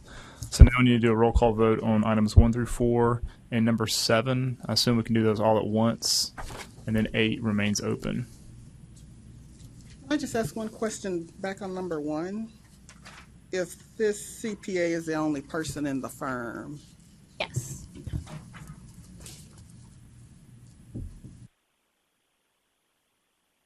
Do a roll call vote. Have a motion and we need a motion. I'm sorry. So 1 through 4 and 7, we didn't have any changes to the recommendations. Do we have a motion? That we accept the stated recommendations in the read ahead on those cases. Second. We have a motion. Second. Any further discussion? All right. Roll call vote, please. Gabe Roberts. Aye. Janet Booker Davis. Aye. Pamela Church. Aye. Larry Elmore. Aye. Kevin Monroe. Aye. All right, that wraps up the legal report piece. The last item we have for business is that on the consent agenda, we had instructed the staff last time to put all of those items that they recommended to close there. On the regular legal report we just got through with, number 7 was a recommended closure with a letter of warning. That wasn't included on the consent because it was more than just a recommended closure. My opinion would be that if y'all agree to also give the instruction to put recommended closures and recommended closures with letters of warning on the consent agenda just to make it more efficient for it. Do y'all have any disagreement with that? Or because we still, again, can always raise a question on any of the items that are on the consent agenda. I always ask for that first. Y'all good with that? I think that makes sense. Does that help y'all? That would be any type of letter, because no letter is discipline. So warning or caution. Any type of letter, yeah. Okay. As long as there's a closure there. All right. Mr. Chairman, almost made it under an hour. If it wasn't for number 8, we would have been done in 45 minutes. Yeah, you're doing. Do I get a gold good. star? Can we, Mr. Chairman, can we take a 10-minute break? Sure. Let's break. Come back at a quarter of 3. On by 6 tonight. We're going to be doing good. Did y'all survive all the snow? Did I was out of Brentwood. We got actually a little less.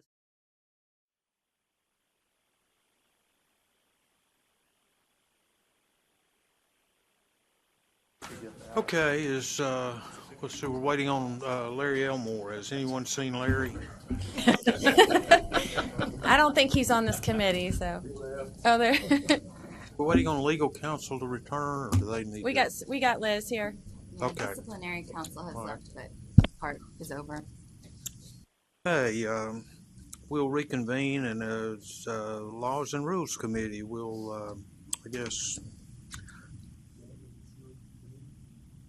I do want to thank Trey for stepping in last quarter while I He was did not here. do a good job. I saw the tape. Not near as good a job. I saw the tape. So anyway, last time we did approve. We were talking about the fictitious names, and we did approve the proposed rule for final version last time. There has been a concern, and I believe Liz is going to update us on some further changes. So the Law and Rules Committee will be reviewing 2 separate rules today. The first one, as Ms. Moon indicated, is the firm names, and the second one will be amendments to the CPE rule. So turning to the first one, the firm names, the amendments did not quite make it in time for your iPad, so I passed out a hard copy of these rules to each of you before the meeting started today. And at our last meeting in October, the board unofficially approved the amended changes that the board had come down to after about a year or so's worth of discussion on these. And legal has reviewed what you approved last time, and there's a couple small changes to the language. So if you'll take a minute or two to review, the blue line is our current amendment that we are proposing right now. If the board decides that they want to move forward, you can do a official vote today, and that will start our time clock to move these rules through the rulemaking process.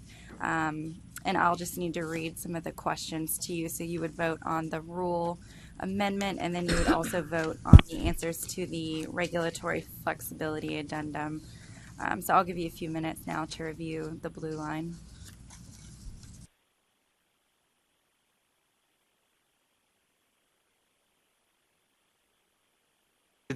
Liz, were you going to outline the changes, the small changes that were made from what was on our iPads or what was sent previously? I can. Some of the changes were grammatical and spacing in nature, and then the significant change that is different from the last time would be 4B. The language there is has been altered from the previous version, and that is the new approved language from legal. Still captures essentially the same goal as the previous 4B. When you say 4B, is that the clause that says does not compromise the health, safety, or welfare of the public? Yes. And can you just specify the nature of the edit that you made from what the board had previously informally approved there? I don't have a copy of that in front of me, but I can pull it up if you'd like. It'll just take me a second.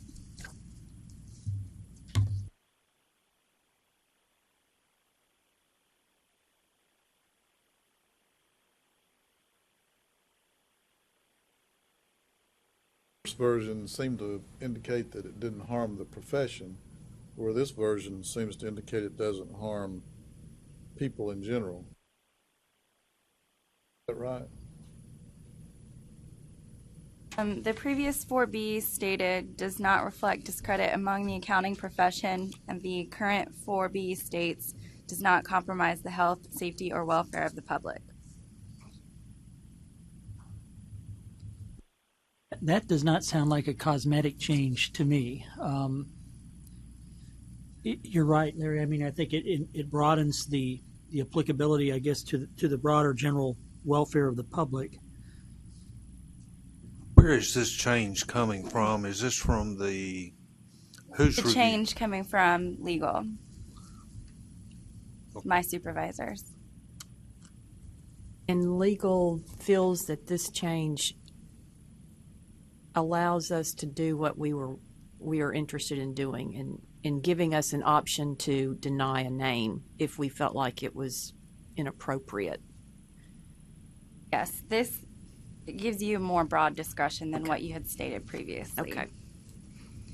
Legal's goal is to make sure that the board doesn't pigeonhole itself into, too many specific rules, because you lose your discretion with that.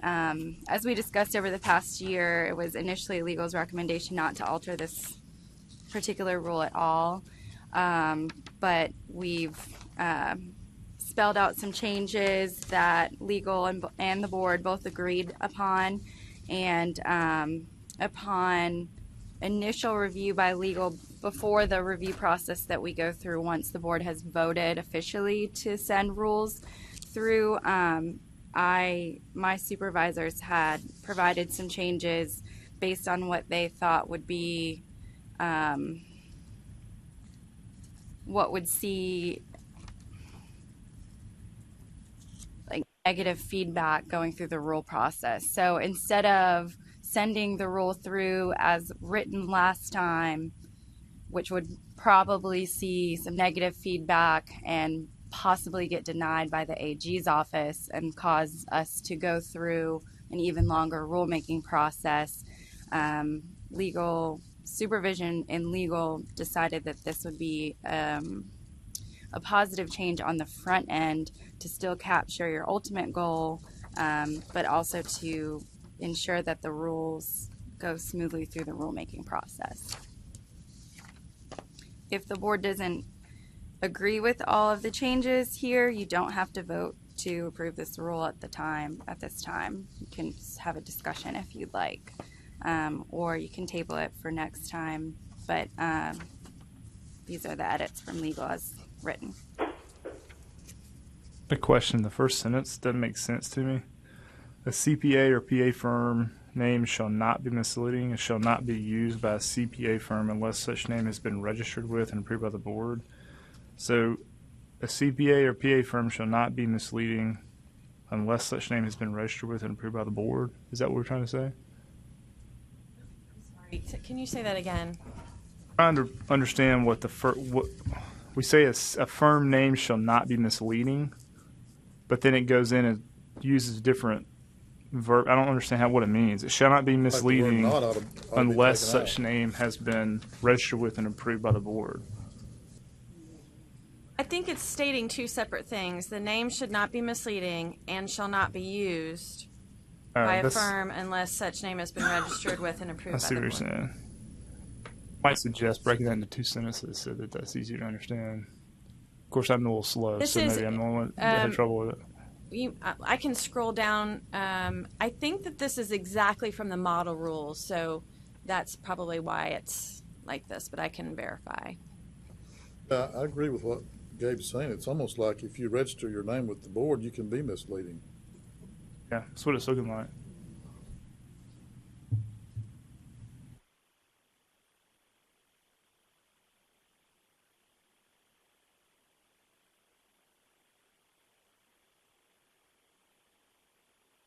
So you're wanting us to vote on this today?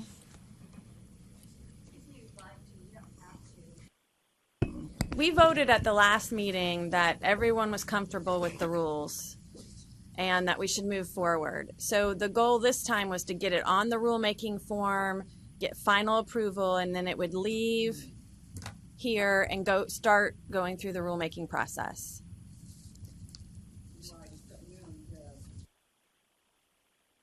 It's not, there's only, the only change is the one that Liz pointed out. Oh, so on 4B, let me just kind of pose an example here, because I think the original 4B language was also part of the model rule. No, it was not. Okay. None that's of helpful. none of 4 was part of the model rule. We incorporated 4 as just a part of our overall discussions over several meetings. Okay.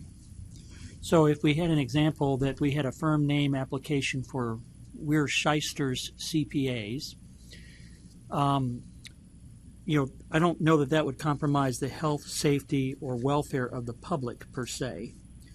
But on the previous language that we had approved, it might reflect discredit among the accounting profession. And so I think there is a substantive difference in this language. Now, it may be that we don't, we can live with that difference, but I think there is more than a subtle distinction with this proposed change. Right. I didn't indicate that.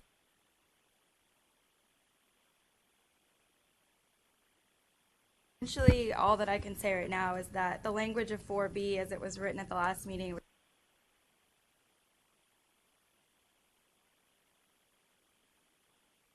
Approved before. unofficially approved it before. It Well, has not started the rulemaking process. Can you read back whatever it read in the last Wendy meeting? will have to pull it up. Got it right here. You got it. Does not reflect discredit among the accounting profession. Very specific to that, yeah. I mean, we're the Board of Accountancy, so why shouldn't it be specific? We're not health and welfare type thing, like you'd hear a nonprofit charter be, for the health and welfare of the community. That's not what we're about. Well, all I can tell you right now is the previous language is not approved by legal, and the new language should address issues that are related to immoral type of names, like profane type of names. It could be argued that welfare of the public, if you put it under that category.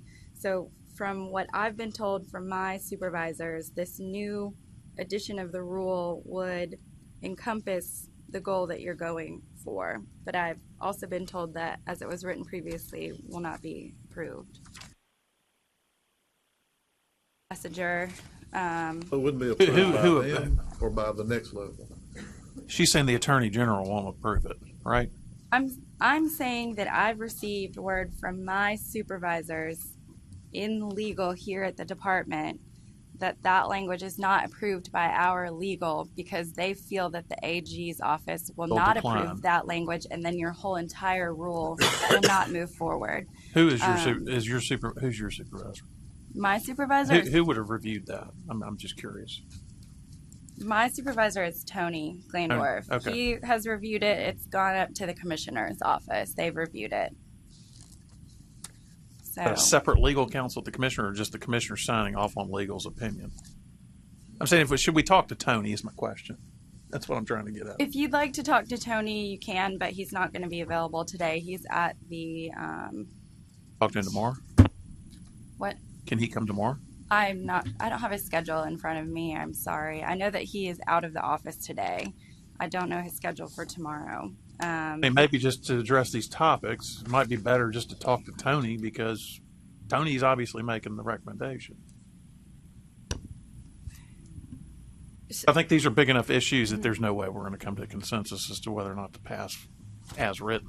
That's Okay, so why don't we do this then? If the committee's uncomfortable with the changes, has availability tomorrow. If not, we will have a better, either him or a better explanation at the next meeting. Does that work? That's my recommendation. I mean,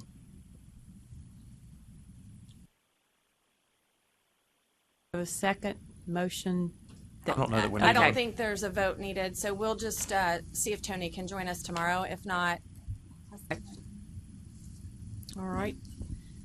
The second item was CPE rules, and Wendy has been working on incorporating the NASBA's model rules into this, and she's going to give us an update on those rules. okay, as a little bit of just a reminder, at the last meeting, the board saw an example of nano learning. Everybody seemed to really like that. While legal informed us that we could go ahead and accept nano learning, it could have maybe had been interpreted differently, and we decided that maybe we should make it more clear in the rule. So that was kind of my charge, was to go in and see what kind of changes I could make to make sure that the licensees understand that nano learning is acceptable.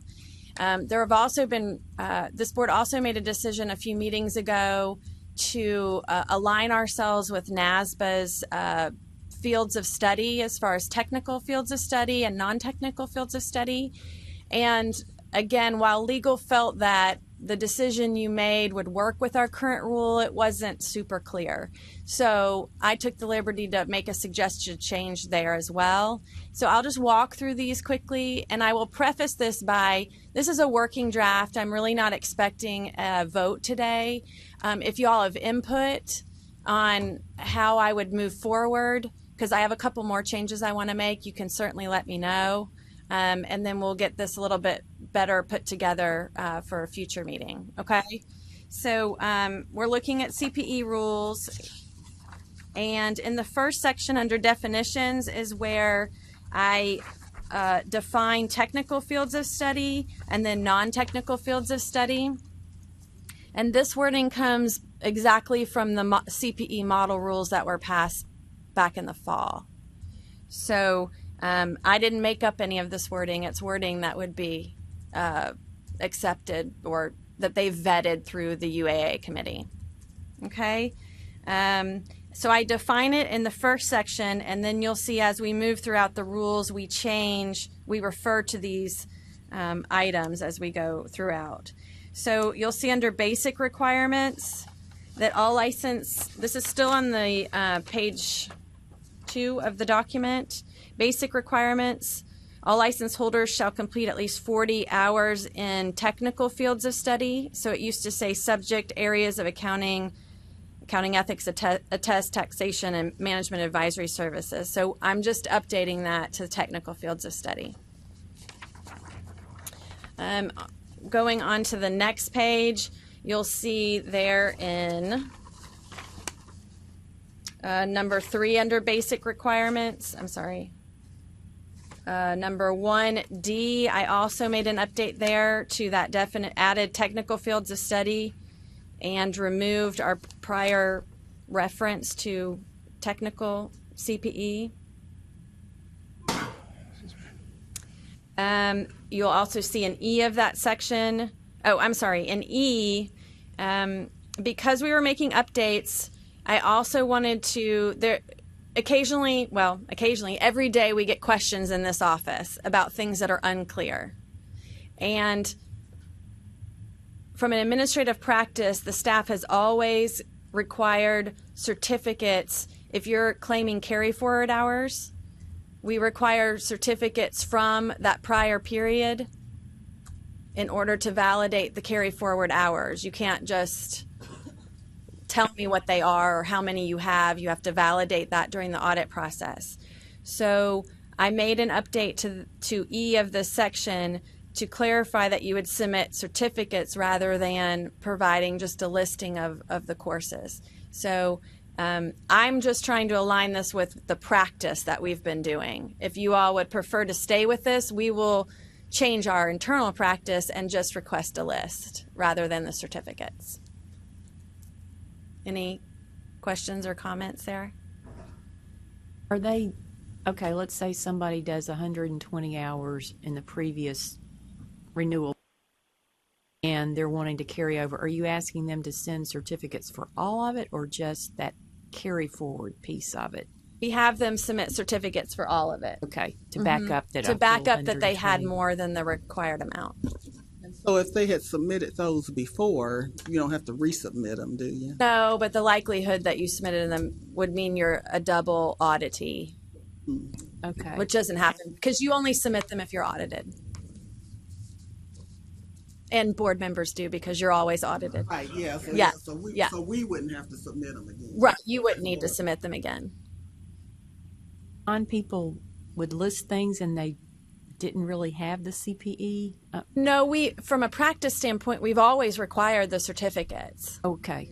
But we get questions about, do I have to submit everything or just something? And we're afraid that we might run into a problem because of the way it's worded here, because we've always required certificates. Okay. Well, if you've always required the certificates, then yeah, we just wanted to make it more clear here to back up what the practice has been. Okay. The next section, paragraph 2 there, is I'm adding technical fields of study, so we're just changing that definition. And then we are also clarifying that carry forward hours accumulated during an annual period in which CPE was not required would not count towards the biennial renewal requirement. So we have folks that were not licensed, but they want to include CPE that they took during a period that they weren't licensed. So that's come up. So we wanted to make, this also comes from the model rules. It was something that was in there that was not in ours. Are there any concerns with that? Now, if a licensee has been licensed in another state, let's say for a number of years, and then they reciprocate here, that would be the only thing that might come up. I have allowed them to count the CPE that they had in that other state as a licensee there. So what would be wrong with counting the CPE if it would have otherwise been counted? The likelihood of them having carry forward is, I mean, they were never required to get 80 hours or more.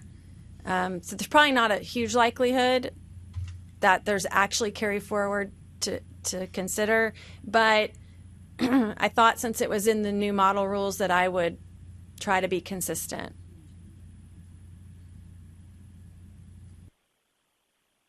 Okay. Next page. Under 3F, it looks like another notation for technical fields of study, where I'm just updating that terminology. And then in number 4 on that page, licensees who surrender their license in good standing, this would be somebody that closed their license, may reactivate a license by, previously said, by complying with this section. But that was always really unclear. Well, what part of this section did they have to comply with? Did they have to comply with the entire section? Because that didn't really make sense, about 20 hours each year, and that was difficult. And so administratively, we've always had them comply with the section just above that, which relates to an inactive licensee becoming active again. So we just clarified what part of the rule that they need to comply with, rather than the general this section or this subsection, because it was not totally clear. So we would require we would try 80 hours of technical CPE in the past 24 months. So we wouldn't be going in to see, did you get 2 hours of state ethics? We wouldn't be going through any specifics within, did you get it all in the past 2 months or that type of thing. We would just be looking for 80 hours of technical CPE to get back active again. Okay, number 6 on that same page is another iteration of technical fields of study. Then we get down to qualifying programs. And the model rules are quite different than ours as far as the way they are set up. So this is where I started to try to incorporate nano learning. So under qualifying programs, in section B there, we talk about qualifying programs are those that meet the standards of continuing education, and those that are any program that meets those standards qualifies. And then I added the section, and this comes from the model rules. The sources of qualifying learning include but are not limited to the following, and it helps to clarify what types of programs would be counted. Group programs, self-study programs, blended learning, nano learning, instructor, a developer of programs, technical reviewer of these programs, and independent study. So again, this wording comes from the model rules. Theirs is laid out a little different. I feel like the next thing I need to add is how to account for the credits in those various areas.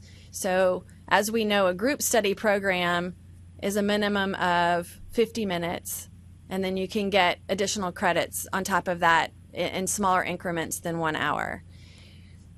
I need to somehow clarify that what a nano learning is as far as 10-minute increments, and make it clear to the licensee how you do that in the same proportion to a minute as the 50 is to 60 minutes? Would that be appropriate or not? I don't know how many nano learning classes would be. I don't know. I'm just wondering if you've got a 60 minute or 50 minutes equals 60. So you know what I'm trying to say. Right. I'm not saying it very well. The next section talks about a program requiring attendance may be considered for credit if, and section B there says the program is at least 1 credit hour. And so we have previously interpreted that to mean that a live session has to be 1 hour first. So I think we need to clarify that these other types of programs would be allowable under different credit terms. Right. And I'm still just wrestling with where to put that. So that's a piece I'm working on. Or maybe we say it's 10 minutes is 10 minutes. I mean, I don't necessarily have a problem with that. So the next part that under number 4, I don't have any edits there, but this is the section that requires our self-study to either, you can take self-study from the AICPA, a state society, or someone on the registry that's been approved under NASBA's QAS system. So this means that a firm or an exempt sponsor cannot offer self-study. So this is the way it's been. If you want to offer self-study, or if a licensee wants to get self-study, it needs to come from someone under the QAS system or from the AICPA or a state society. And nano learning falls as a version of self-study. So I think this is good, and here's why. Because as you will recall from the last meeting, Jessica talked about all of the requirements of a nano learning program.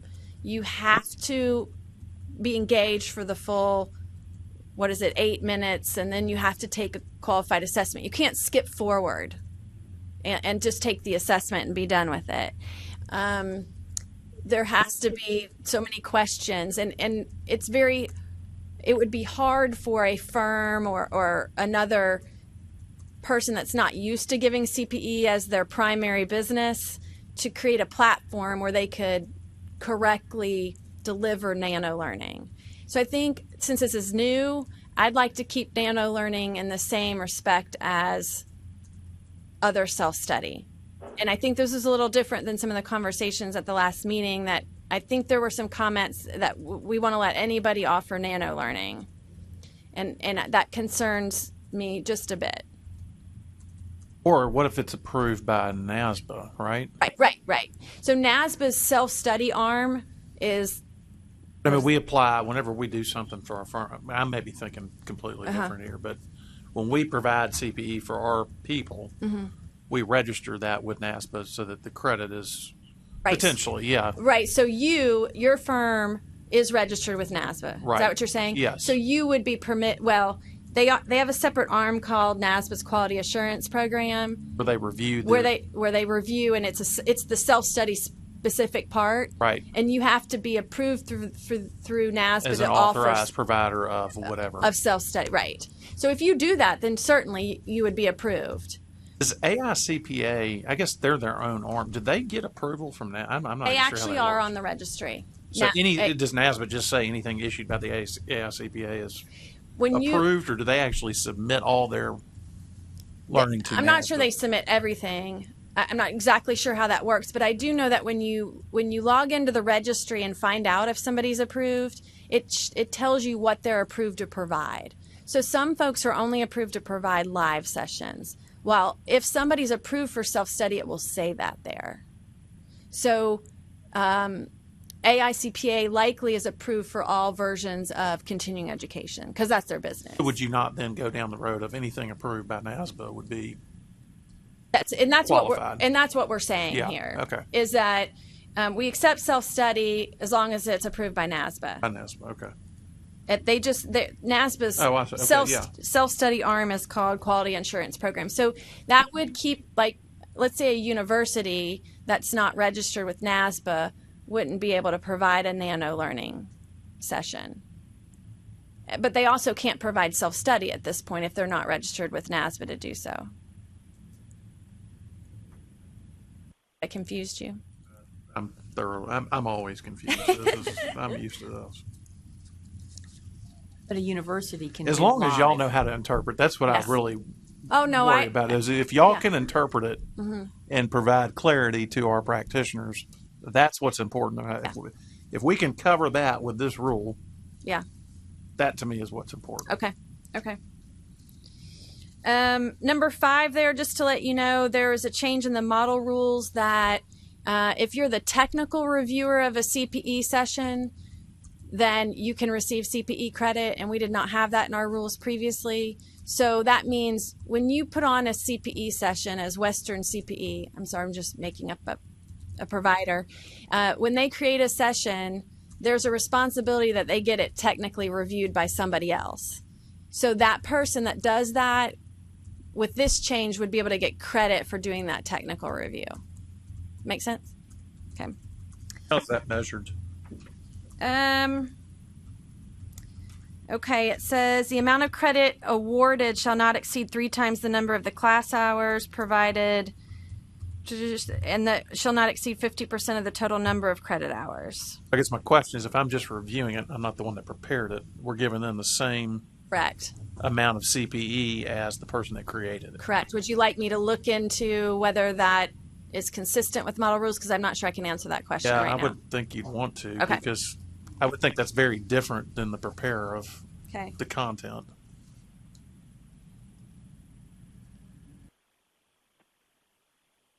To get some CPE hours. Business line, right? I don't know about business, but just shorten the amount of time you take. Okay, so I'll look into that. And then if we go on to the next page, we are just cleaning up some spelling errors there on 9, ensure, properly spelling that. The next is extension of time was misspelled. So we just thought we would take the opportunity to fix that. Under failure to meet CPE requirements, 20-5 or 05-.08 is another reference to technical fields of study that we corrected. And that ends this particular draft of new CPE rules. So that's where I am. I expect to make a few more adjustments to help us with nano learning and make sure that but I'm happy that you seem to be okay with where we're moving. Thank you for I helping. can make one comment. The item that you mentioned about if they have reciprocity, I can't remember which one that was under, but it might be good to clarify that item related to reciprocity. I think you were debating about that. Okay, right. So if somebody has been licensed, let's say, in Ohio for 10 years and then they reciprocate here, do we count the CPE that they have, They'd be in trouble if you didn't. Yeah, right? I think, yeah. Well, what do you do about state-specific ethics? But typically... What happens there? Seems like if you're in compliance in your state and you get reciprocity, then you are deemed to have compliance in Tennessee. Is that how it works? Right. Your home state. We have home state exemption. So if you are, let's say you have a license here, but your home is somewhere else, then you can comply with that other state. And you don't have to comply with our requirements. Yes, and reciprocity, did we count their ethics, whether under their rules? How does that work? Well, Because I mean, I have to do it in Florida, and maybe. Well, I don't know if New so York here's requires how we it. work. If you're for instance, you're licensed in Tennessee, but you're licensed in other states. You have to meet, for us, you have to meet the Tennessee ethics requirement. Let's say that you live in Florida and you're also licensed here. Then if Florida has an ethics requirement of any kind, you're allowed to meet that requirement and you're good with us. If that's Does the exact opposite of that. Oh, okay. So Because I if, have to take 4 hours every 2 years of Florida CP. oh, okay. State specific Right. ethics. If Florida did not have an ethics requirement at all, then we would require you to meet Tennessee's ethics requirement. Do we ever reach out? Now, this is off topic. Do we ever reach out to these states where our rules don't mirror their rules? In other words, if someone brings to your attention this issue with Florida, is it appropriate for our board to call their board and say, hey, we just wanted to bring an issue up that our practitioners, we're allowing your practitioners to come into Tennessee and apply their state specific, whereby our practitioners are not afforded the same courtesy, so to speak? I would say typically not, but as Casey knows, we meet in these regional groups at NASBA's meetings, and we Right. discuss issues like this from time to time. We do bring up issues like this every once in a while, and then it at least brings it to their attention. Yeah, because they probably they're not even thinking about it, I'm sure. But if we're affording their practitioners a courtesy, it always irritates me that people don't do what we do for them. I think we're a pretty giving Yeah, I would agree. state, so to speak, Mhm. when compared to other states. Or accommodating, I should say. I mean, I agree with you, Trey, and we do discuss issues like this in those regional breakouts where, like in the southeast region, you've got Kentucky, Tennessee, Florida, Georgia, Alabama. That's something we could bring up there, and I may put that on my agenda in the next meeting. But also the Uniform Accountancy Act, and that's, I mean, they're coming out with a new version. It's like version number 8 that's supposed to be released very soon, and every time a new version comes out, it's trying to address some of these issues that are coming up in these meetings. And what you find out as you get more involved with NASBA's, you've got really, 55 total jurisdictions out there, and there's only a few of them that have really adopted that Uniform Accountancy Act in its entirety. Right. But everybody seems to be moving just like I think that's what we're doing here, is trying to get more in step with the UAA so that there'll be fewer of those. Please double check that. I don't want to speak about what Florida's doing because I could have changed that. Right, it's just a in the past long year and a half. process to get, every state's got their rule-making procedures and things they have to go through with, and it just takes a long. I'm licensed in a lot of states, and every state just has its own nuance, and it's I don't know, cumbersome to say the least, from a personal standpoint. Yeah. Yeah.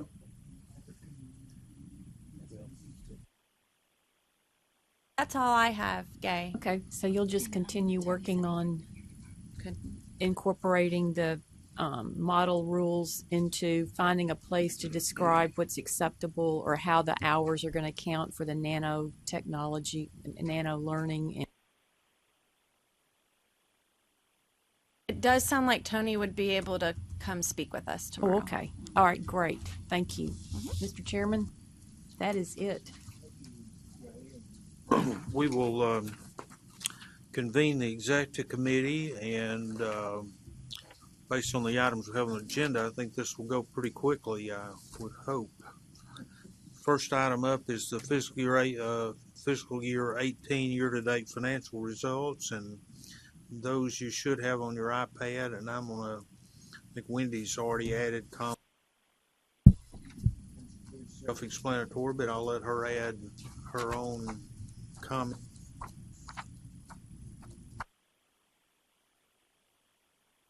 I'll just add a little bit about what I'm keeping my eye on. So it does look like our revenues are up 4.7% to the prior year, and that wasn't really what I expected. Now these are as of November 30th, so we're only halfway through the renewal cycle. but I wasn't expecting them to be up for a couple of reasons. Well, one main reason is that we were not charging those individuals that are 65 and inactive anything. So we expect a hit there. So I was a little surprised to see an increase. So I'm keeping my eye on that. As well as you would think if we had an increase in revenue, that means more folks renewed. Therefore, our regulatory fee would be higher, and that's actually lower. So the accounting manager and I have talked about that just a little. So we're keeping our eye on that to make sure it may have something to do with just when those numbers hit more than anything. So I think we just need to wait till the end of December, maybe even the end of January, to see if there are any issues there or if it's accurate. So one of probably the other biggest deviations on our current specifics are longevity compensation. We have fewer people eligible for that, so we're showing very favorable there. And I'm not sure I have, really the first document gives you the big picture of where we stand right now with our revenue, plus our case and complaint revenue, and minus our state regulatory fees, so our revenues, and our under expenses, the Edison expenses, those are the $57,556 is what I detail on the second page of the document. So that just breaks down all of our specific expenses.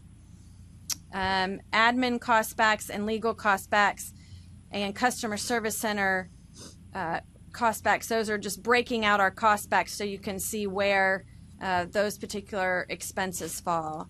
So far, we're doing great. The one thing I do expect is they are changing the way that we are assessed our fees for legal. It used to be based on a formula of the number of complaints that we have, and now it's going to be more related to their specific time, like you all are used to. How many hours did I spend on accountancy? So that's going to be a little different. I actually expect an increase for us on that line item from a cost standpoint. Because can I ask you a question on that? It seems like every third meeting you tell us that they're changing the way they're doing the cost back on that. And I guess my question is, are they seeing the $1 million reserve balance that we have and trying to push more expense to us? And if that's the case, do we need to have a conversation about that with somebody, or do we want to look at maybe trying to do a fee reduction, license reduction? I don't know. Talked about it. I mean, we just haven't done it.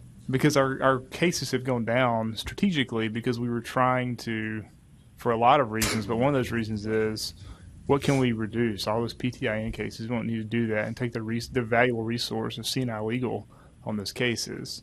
So we reduced a lot of those cases that we looked at, but now we're talking about changing to time. Yeah, so I think they're trying to more accurately depict the amount of time that legal spends on each board. So remember, there's 20-some boards under regulatory boards, so this doesn't apply just to us. It applies to all 27 boards. And so, like, Liz doesn't work on any of our complaints. Bless you. Liz doesn't work on any complaints in any discipline matters. She handles rules, she handles advising the board, she handles day-to-day questions that we may have and need assistance from legal. And so it also, while we don't have nearly as many other complaints as other boards, some of ours are quite extensive, meaning complaints, a lot of complaints may be in Cosmo might just be unlicensed activity, and those are fairly easy to get through, and ours may be more complicated. I totally get where you're coming from, Gabe. I mean, don't get me wrong, I would pay 4 times what we're paying now for our legal counsel because I think they do a great job. I'm just wondering if there's, if there's a strategic way we could, maybe reduce the time we need from them, if there's a way to do that, and then also say, hey, I think we've just reached in our reserves 1 year of operating expenses. So we're kind of at a point where that's probably where we should be. And so anything above that is where we start to talk about that's the money we have to maybe do a fee reduction or something of that nature. I've been told that we are going to be advised on the appropriate time to ask for fee or to discuss fee reductions. whether it's 2 times your operating expenses or 1.5 times or whatever it may be. Saying they have metrics as to what is an appropriate fund balance per se. It sounds, yes, I believe they're discussing that in a manner that then they're going to talk to us about. Not come through and sweep our balance because they feel like, hey, there's a budget hole we're trying to fix this year, and we're just going to go in and take all the rest. We may be the only board with a surplus. I mean, I have no idea. No, there are definitely other boards with surplus, Okay. but there are others that struggle, I think, as well. Right. You remember how long it's been since we had the last fee reduction, Wendy? I know it was when Bill Baucus proposed it. Yeah, I think I was 3 years chairman ago, at wasn't the it? 2 or time. 3 years, right? At least. Ago, yeah. It was, I think it took effect in 2013. Sounds about potentially. right, yeah. I think maybe, yeah. Points, I think long term that is something to look at, but I mean, to do anything on these interim numbers, I think would be wrong. I think we need to get closer to the, to the budget, new budget year and the year end. But there's nothing wrong with talking about it now and continue to talk about it. But something I would suggest is, it's kind of a long-term strategy. Is if we've got the money, is we need more of our board members going to NASBA meetings. I mean, I just felt like sending 2 or 3 each time.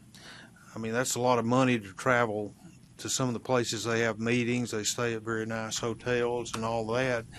But the agenda at those meetings is really good, and I mean, it can really help you all as members get really, I think, plugged into what's going on, not just in Tennessee, but everywhere, and appreciation for what the national issues are. But so I guess what I'm saying, I think I'd suggest an alternative. Let's budget more for attendance at those kind of meetings so that more people can go. We got to be careful with that. I understand. Yeah. We need to be careful, Right. but at the same time, we need to be. I did add one for the fiscal year 18 budget that you all approved last time. I did add another slot in the budget for another board member to go. And I don't think I've had to deny anybody or tell someone we didn't have it in the budget. So Remind me this: does the Tennessee Society, maybe y'all can remind me, what is there a fee to take the ethics course? How much was that? It was minimal. The state ethics course. The one that we just mandated. Yeah. $35. Yes, we're going to talk about that tomorrow. But yeah, it's $35. I'm wondering if another thing we could do is maybe supplement the professionals taking our required course as another option, as opposed to maybe a reduction of a fee. It's not a bad idea. I've always struggled with the fact that this board should be putting out its own content, considering we make the rules, and then kind of forcing them to take a specific program and pay a $35 fee. I don't know. Something to consider as another opportunity to give something back to our members. Wendy, can I ask you a question? Sure. What's the rule if we decide, let's just say we decided to, we've got $1 million plus reserve. I mean, that's more than enough, adequate, I think. Are we allowed to budget deficits for subsequent years? We are not allowed to plan on a deficit. We can't budget for a deficit, I don't believe. If we go into a deficit, nothing's going to happen. However, the following year you can't have a deficit, or you're required to be audited and go through the audit process and meet with government ops. That's what I was getting at. If we wanted to start taking down that reserve balance and cutting fees, what's the process for doing that? Because sounds like you better do it all at once. Yeah, and not plan for it. I think one of the things which I haven't been able to look into because I'm not sure we're quite there yet, but if we get some more into reserves, is to do a fee holiday. I think I mentioned that at the last that was mentioned at some of our regional meetings that some states have done that. But then you run into, how do you do that when folks renew? Some folks renew 1 year and some folks renew another. You got to have enough, obviously, to be able to do that and not bring you to zero. So, echoing on Trey's idea, which I think is something we should look at, is how many members do we have? And, what would that annual cost be if we say we supplemented that $35 per each member for the ethics? Presumably, your exposure would be every active licensee out there, right? Yeah, which it's probably around 5,500 to 6,000, somewhere between that a year, active licensees. So, I mean, that takes care of our annual revenue, or an annual, I guess, net income, if we'll call it that way. But you're talking $200,000 roughly, 192. We always end up with surpluses. Yeah. I mean, it's never, I don't care what we do. It's just and if anything, it's only become more efficient since you've come on board. I agree. I mean, I know we've cut costs in the past, but I really think that our efficiencies have improved significantly in the past, 2, 3, 4 years, which is not a bad problem to have. I think we've managed our money very well, but I think getting to a one-times annual revenue surplus is pretty, I don't know if I say overly healthy, but it's very healthy. Okay, Food for thought. I'm sorry? I mean, just food for thought. I don't know where to add anything, but I don't know. Well, I think it's come up the past several meetings, and I had wanted to wait to see how this impact of what I thought was going to be less revenue with the inactive 65 affected us, and being fully staffed would affect us before. So seeing what the closeout of FY18 is going to look like, and then really look into what we could do. Who does the oversight of who audited us the last time? I can't remember who that was. Who evaluated was it the comptroller? Yeah, the comptroller. Or internal audit. I don't know who is defining, it would be helpful if you brought some of that information. If there's anything documented, there may not be on this fund balance being appropriate for 1 year expenditures or what. Is there anything truly documented about that we could look at maybe at the next meeting? Because I feel like if they're going to mandate that, it would be hard to say then that they could come back and take that money. But I'm all in agreement of helping out our professionals or our members and getting us to more of a neutral budget. Yeah. I mean, I think our purpose is just to cover the cost to support the profession and not, build up a huge surplus. So, I mean, I think that's something as we get closer to year end, we probably need to have some thoughts as we get to the year end to make that change, if need be.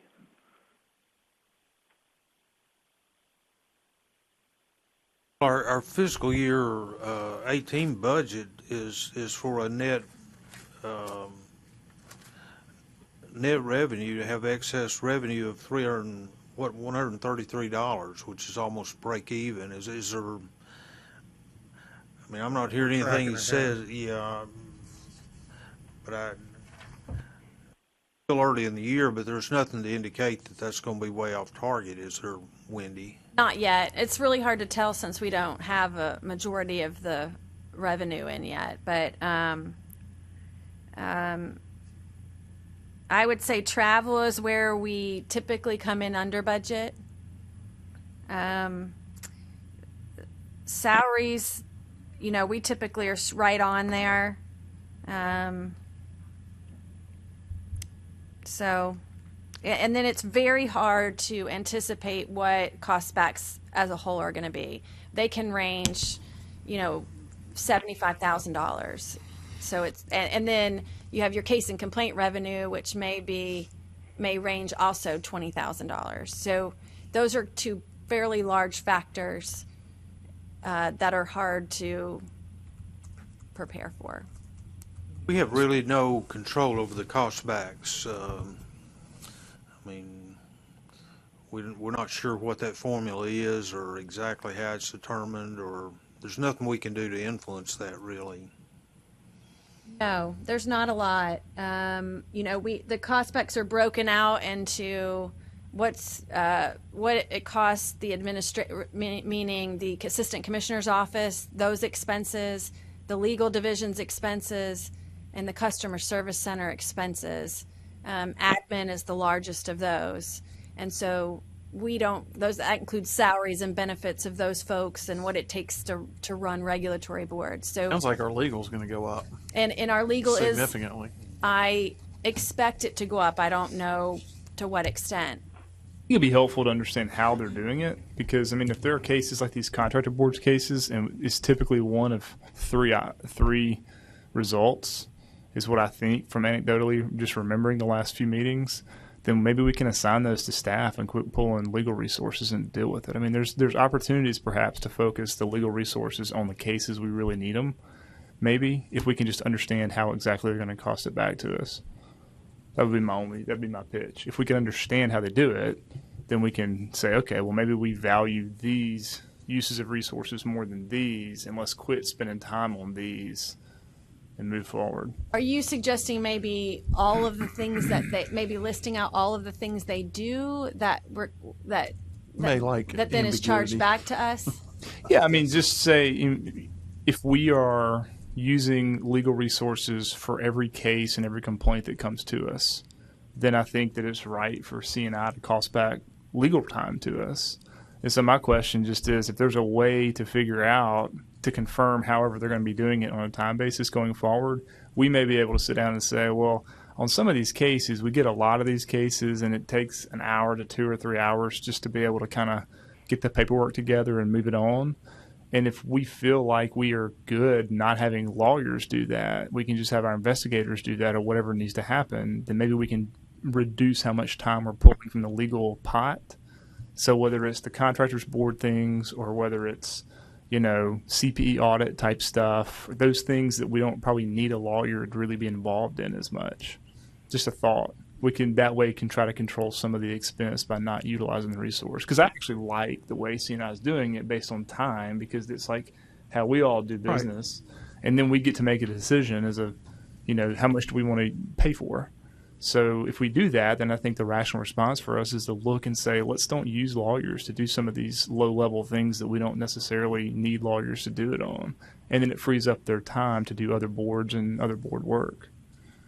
Like it's a legal's job, though, to do some of those things as far as, drafting, the consent orders and what legally... I agree with him that, yes, in certain instances that is absolutely true, but for these administrative type cases that we get where it's a simple, especially things like on the consent agenda, I mean, that doesn't potentially require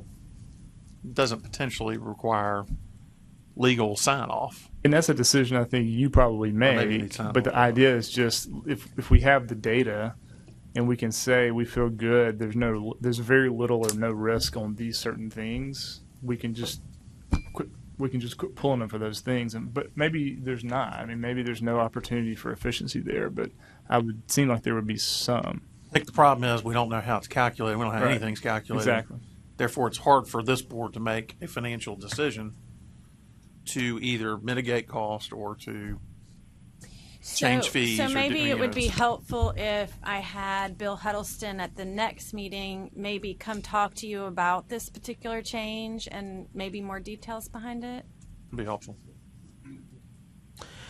Okay, Can I ask one more question? Sure. This is kind of changing the subject a little bit, but it's still a financial question. And this may be a legal question too. I know many years ago, maybe not so many years ago, but at one time when a board such as ours built up a big reserve, CNI had the right to come in and swoop in and say, you don't need all that, we're going to take it and put it into the state coffers.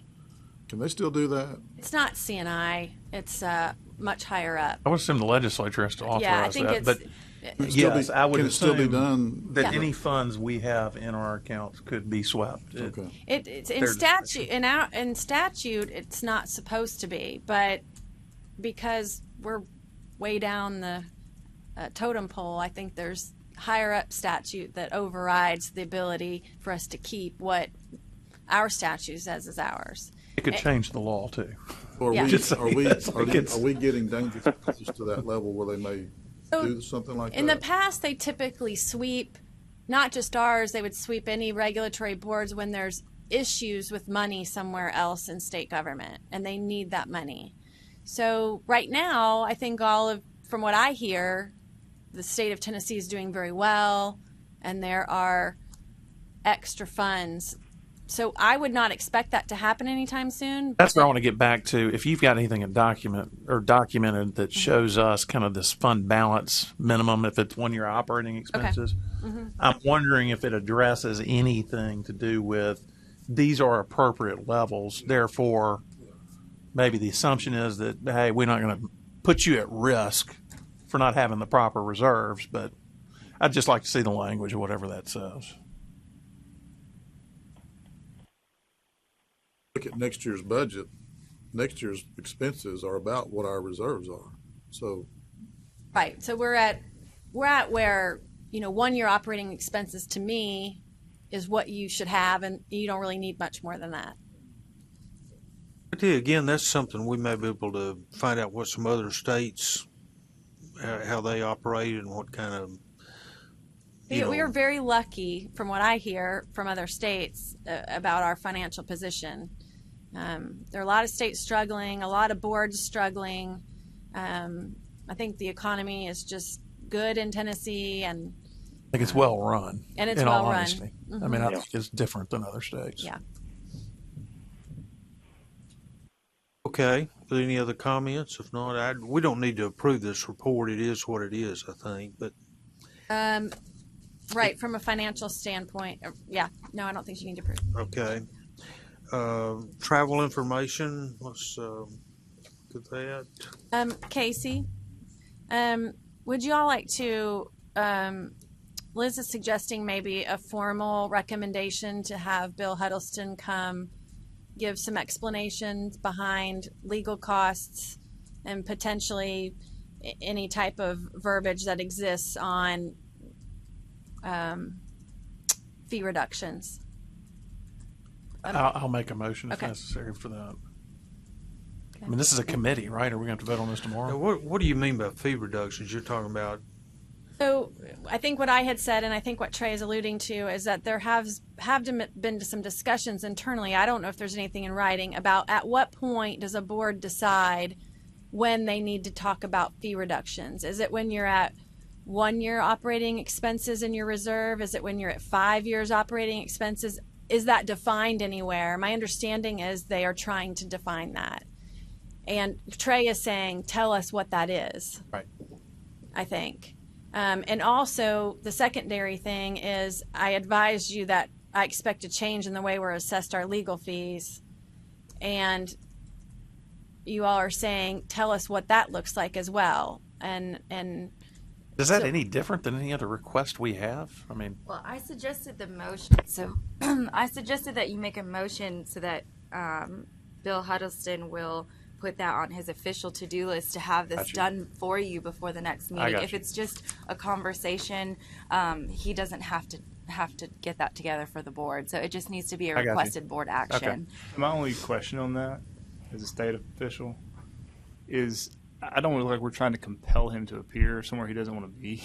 Well, he's done this for other boards. Okay, so this is not an uncommon So this is what he request. wants us to do then, right, is to make the motion? Because I don't want to look like we're compelling him, like, you got to come and tell us what's going on. Right. It's just it makes it more official on the to-do list, an official request from the board. He's done this for a couple of my other boards, too. So I don't think it's a huge imposition. I merely suggested that you make a motion so that it's officially requested from the board that you get the report. A question I have, and I guess it extends to the question Gabe has raised, is can we take some of these complaints that are coming in and segregate them and say these are so simple and straightforward, we don't need legal counsel involved? Or is the process already defined where we have to have legal counsel involved with everything as part of the, I know the complaints filed. This guy can't, he's not answering those questions. Does everything right? have to be referred to legal, or? I have to ask some of those disciplinary questions to the disciplinary attorneys or Tony tomorrow when he's here. I work only on the program side, so my legal responsibilities for this board would be legal research. I help with licensing issues. I help with rulemaking. I help with any kind of licensee issue that pops up that Wendy feels like she doesn't have the legal background to answer. So it's a variety of tasks. Well, I feel like we're getting way ahead of the circus here because we don't even know at this point how we're being charged or how we're. It may be that we find out. Well, I doubt it's going to be less, but we may find out something different. We want legal to do everything. I'm just saying our decision could be influenced by however these costs are measured. And until we understand that, it's hard to make changes. Or see what the result is. Right. I will make the motion to ask this gentleman to appear, just to help us understand. I'll second your motion.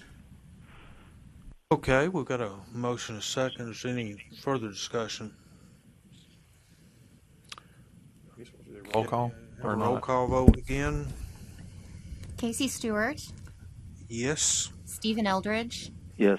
Gay Moon, Yes. Trey Watkins. Yes. Okay. Now we should be ready to move on to travel information. Again, I believe you have that on your iPad, and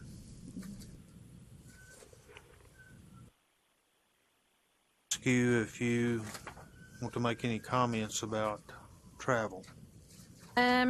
I really don't have any comments. This lists my travel and Sherry's travel since the last meeting. She specifically lays out the state-specific ethics programs that she taught in November and December. So, and her cost associated with that. And then at the very bottom, her investigative travel is lumped all together. And my travel was related to the annual meeting, to NASBA's annual meeting. Wendy, can I ask you a question? Sure. Maybe I answered this in previous meetings, but like on the travel where I guess we're sending somebody to a firm to do ethics training, is that what this is? Yes. How do we charge those? We just charge the actual expenses? I notice there's no mileage cost, but if someone has to drive from, Nashville to Jackson, for example, I mean, is there not a mileage charge that would be associated with that? The reason you don't see a mileage charge is because she has a state vehicle. Yeah, I think we ran into this when Yeah. our former director was here and the way we saw things. Matter of fact, didn't we come up with some weird formula for how we showed travel? Which is I not. can't remember. Yeah. There was a weird calculation because it was a state-issued car and it was... So we do pay for the car every month. We pay for the gas. Right. But it's not broken down by trip. Right. So, What I'm asking is, like, if someone's got to drive down here, I mean, that's should there not be some allocation of the cost of that car towards that trip? I mean, I guess that's what Mark tried to do previously, was give you a sense of what it might cost, but we don't. Factor of how many miles were driven in a current month versus what was particulars of this particular trip, right? Right, and I think that the way the vehicles are leased, and I believe the way the lease works is that the more you use it, the larger your payment is that month for that lease. It's based on usage, because the amount I see every month is a little different. It may range $150 one way or the other. We don't charge the firms for the mileage. No, we don't charge. We can't charge the firm. No, we don't charge. It's a free deal, but it has to be a large group. It has to be. We ask 20? for more than 20. Oh, so we don't charge them anything. Right. No. Not just mileage, but. So presumably that will change going forward with the agreement that we've previously approved with the Tennessee Society. Right. So, and that may be a lot of the feedback we hear is that these folks are used to getting this free of charge, and I don't want to be the one everybody comes to because they want it for free, because we can't support that. We can barely support what's here. And the only reason we supported it is we were low on on cases at this time. So That's why we pay their fee for the course. That was my solution. You don't have to worry about it. So anyway, I don't want for everybody to start coming to us, which is why it had to be 20 or more people before, was to try to limit the amount of time Sherry was on the road. But going forward, we could still speak free of charge, but they would have to obtain the materials from TSCPA, which is going to be a cost to them that they aren't used to seeing. So I was not going to offer to provide the course free of charge and the content free of charge. Does that make sense? We get the course for free, right? When we teach it, we take whatever the society drew up, and then we don't pay the society for that, do we? We're not paying, this Right. board is not paying the society anything. Anything. No, Gotcha. no.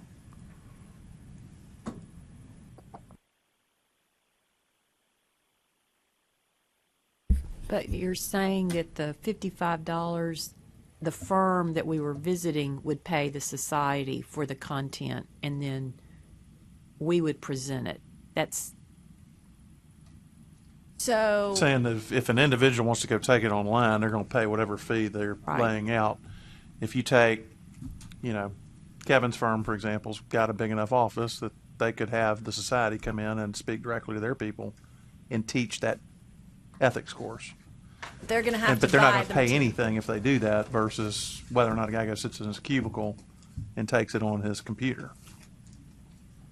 So presumably what could happen is the people who have mass or have enough people could congregate, and whether it be a society meeting or whatever, and in theory get it for, well, the society may not let them do it, but my point being is if you're large enough, you could get it for free. You wouldn't pay anything. Well, you did in the past, not going. You got to pay $35 per person now, right? Going forward. So if you want to go take it online, it's $35. And you're going to see tomorrow, or you have seen in your documents, that the TSCPA has set up pricing for a sponsor if they want to purchase the materials. That's different than $35 a person. So if your firm wanted to put on the state ethics program, you would have to ask to be a sponsor from me through an one-page application, and then once I approve you, you would go to TSCPA and buy the materials. And then an active licensee would have to teach it. It could be you. You could ask for Sherry to come teach it. But if Sherry comes, would we have to buy it? Yes. You're saying we would? Yes. That's what I'm trying. Okay, I'm confused then. I thought it was that we were still going forward with this. If you all want me and think that's the right thing to do, then, we can set some parameters for something like that. But we have struggled. We have had to deny a few people. I hate denying people, but, we can't always accommodate everything. I fully understand that. Well, and we have a self-study option that wasn't necessarily easily available before. True. Going forward. So I get that, but I'm also hearing feedback from the people who formerly taught, these courses, in reaction to the proposed fee structure that's going to reverberate ultimately to the firms that are purchasing those services. Right. Right. And you have maybe government organizations, Comptroller's Office, Department of Revenue that, called our office and had the investigator come speak, and because they had more than 20 people, it didn't cost them anything in the past. Now they have to go purchase materials, which government agencies typically can't do. Would it work out to be similar to, if I've got a group of 20 people, are they going to have to pay, and then you have someone live teach it, are you going to still have to pay $35 per person? The fee structure is different. It's not. I think, it's a different structure for It's the just leader. a different fee structure. If you, Stephen, if you want to look at that document, you should have received the executed memorandum of understanding, and then Brad attaches what this fee structure is going to be. Okay, I see this. Which they were required to provide with the signed agreement. Kara looked like she wanted to answer. Oh, sure.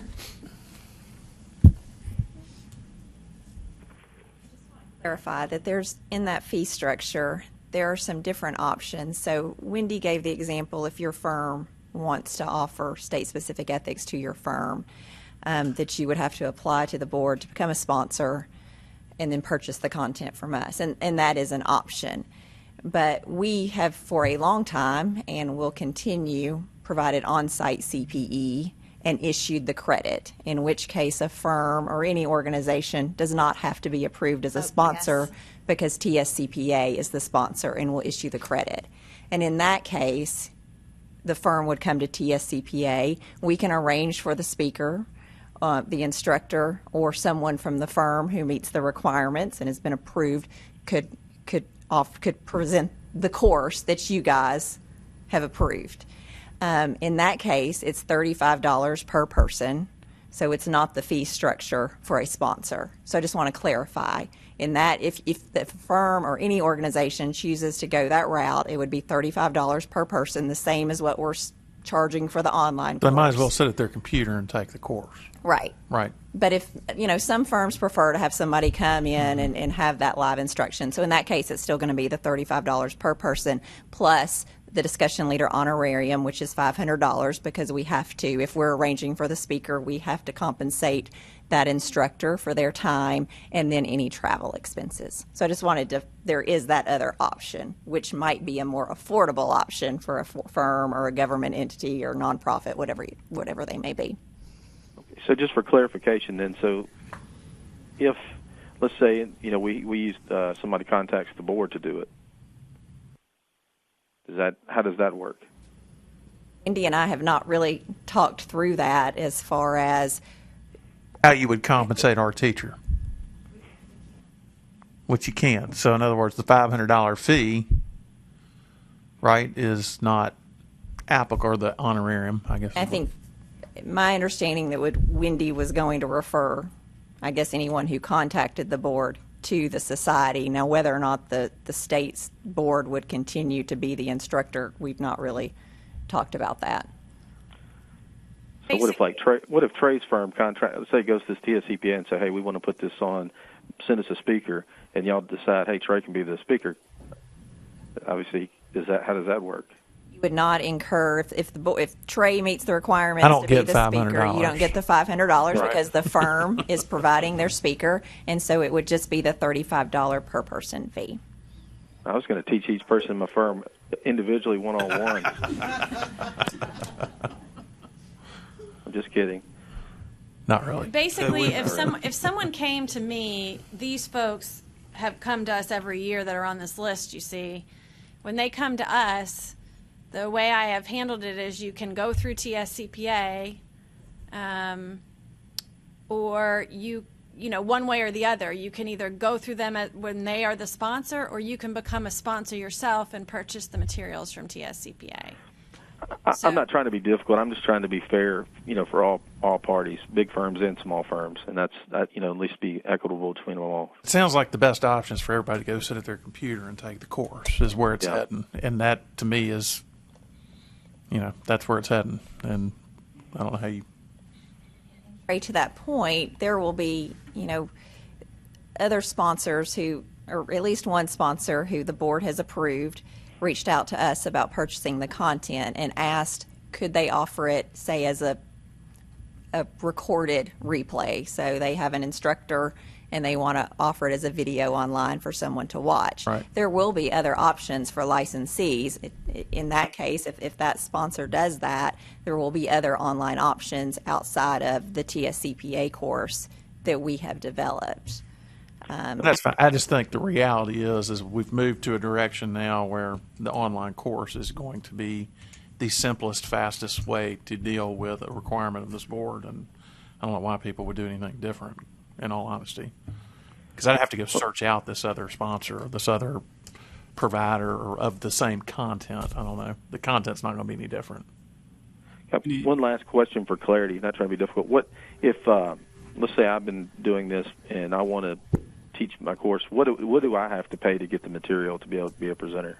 If I want to turn around and charge $50 a person, what do I pay to get that material?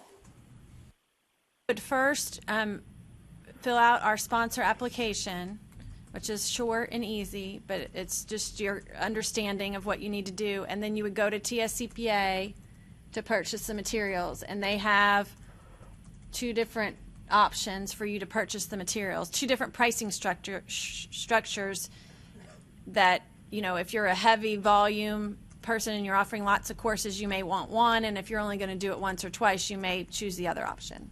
Is that fair? Is that the option 2 that I'm looking at? Annual one-time fee of $500? Yes. Yes. Is there a difference for TSCPA members versus non-TSCPA members? Well, that pricing structure would not apply to members because that would be for other entities who are in the business or firms who are registered as sponsors. So that wouldn't be individual members who would be entering or choosing one of those options. Like but if your question is for an individual member or a licensee coming to TSCPA to purchase the online offering or to attend a live presentation of the course, there will be no difference between members and non-members. It will be $35 across the board. Well, let me clarify. I may not have understood what you said. If I'm a presenter, who's the professor from Belmont that does a lot of the CPE stuff? Dr. Perry Moore. Okay, so if he comes to you guys and said, "Hey, I want to purchase this material," and I'm not a member of TSCPA, is there a difference versus someone else like him that's a member of TSCPA purchasing the material to present to whoever he presents to? No, there's no difference. Okay. I guess I've got a question and maybe a concern. Is it's tough enough to be a CPA in state already, but to burden them with having to spend the $35 each, or the departments to pick it up, which I agree with you. I'm very doubtful if they will pick that up. You know, we're a state board. We're requiring state ethics. If we can send one of our employees over there to train them, can we work a deal with the Tennessee Society where we can have access to the materials and print them ourselves, and just for state employees to continue giving them that benefit? Because I think that really is a burden, and I don't think it's fair to the employees of the state that are currently getting that. I don't know. And they're paying for it. Well, I guess not if we were teaching it. Did we teach it to state government officials? Have to some, yes. Others went out and bought a course or did whatever to comply. Required their employees to go get it on their own. Right. I mean, my question would be, do they typically reimburse their CPAs for their CPE hours? And if they don't, then that's an issue. If they do, then it shouldn't matter, right?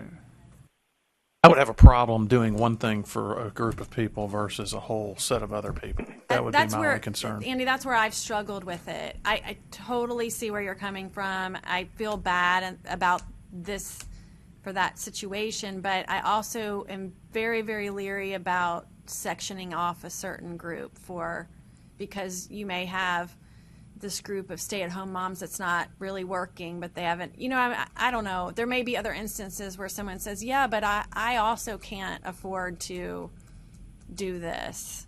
And I worry. That's why we need to pay the $35. And that's why I worry about.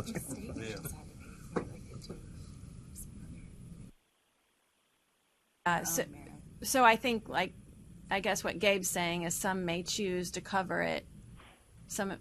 I mean, I agree with Andy. I mean, I think historically the state is not able to pay any type of professional, whether you're a doctor or an engineer or a lawyer or a CPA, whatever, what the market rate is.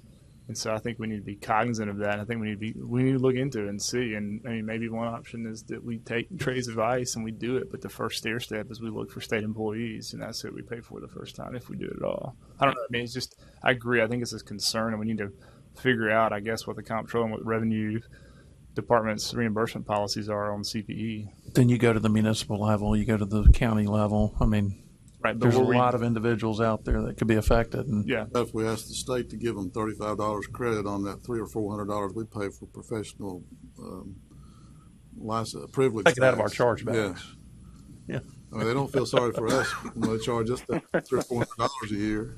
To amplify on Trey's first kind of point on this about, what could we do centrally, negotiating with the Tennessee Society, who we've granted the license, the exclusive license to with respect to content, to cover all of the CPAs that are subject to this requirement? And is there some way of negotiating that, recognizing the Society's cost to do it, but also the elements that Gabe and Andy have described, and handle that centrally rather than effectively backdoor imposing it. And I'm not even sure if you had to fee. do the full cost, even if it wasn't 35, let's say it was 25. I don't know what's appropriate for our budget, but at least then the bill back to the individual would be less than the 35. And also it would be less interference on the sponsors like Dr. Right. Moore that are teaching this, who are now confronting the people who previously purchased their services. Yep. And the larger firms, that might put on this and have Dr. Moore or others present the training now have to contemplate charging a fee to their participants if they have an alumni CPE day or a client CPE day where ethics were typically a component that filled that in. So there's some unintended consequences that I think we probably do need to look at. Somebody help me understand. I mean, we're talking about $35. Well, I don't understand the concern. $35 being a burden to people?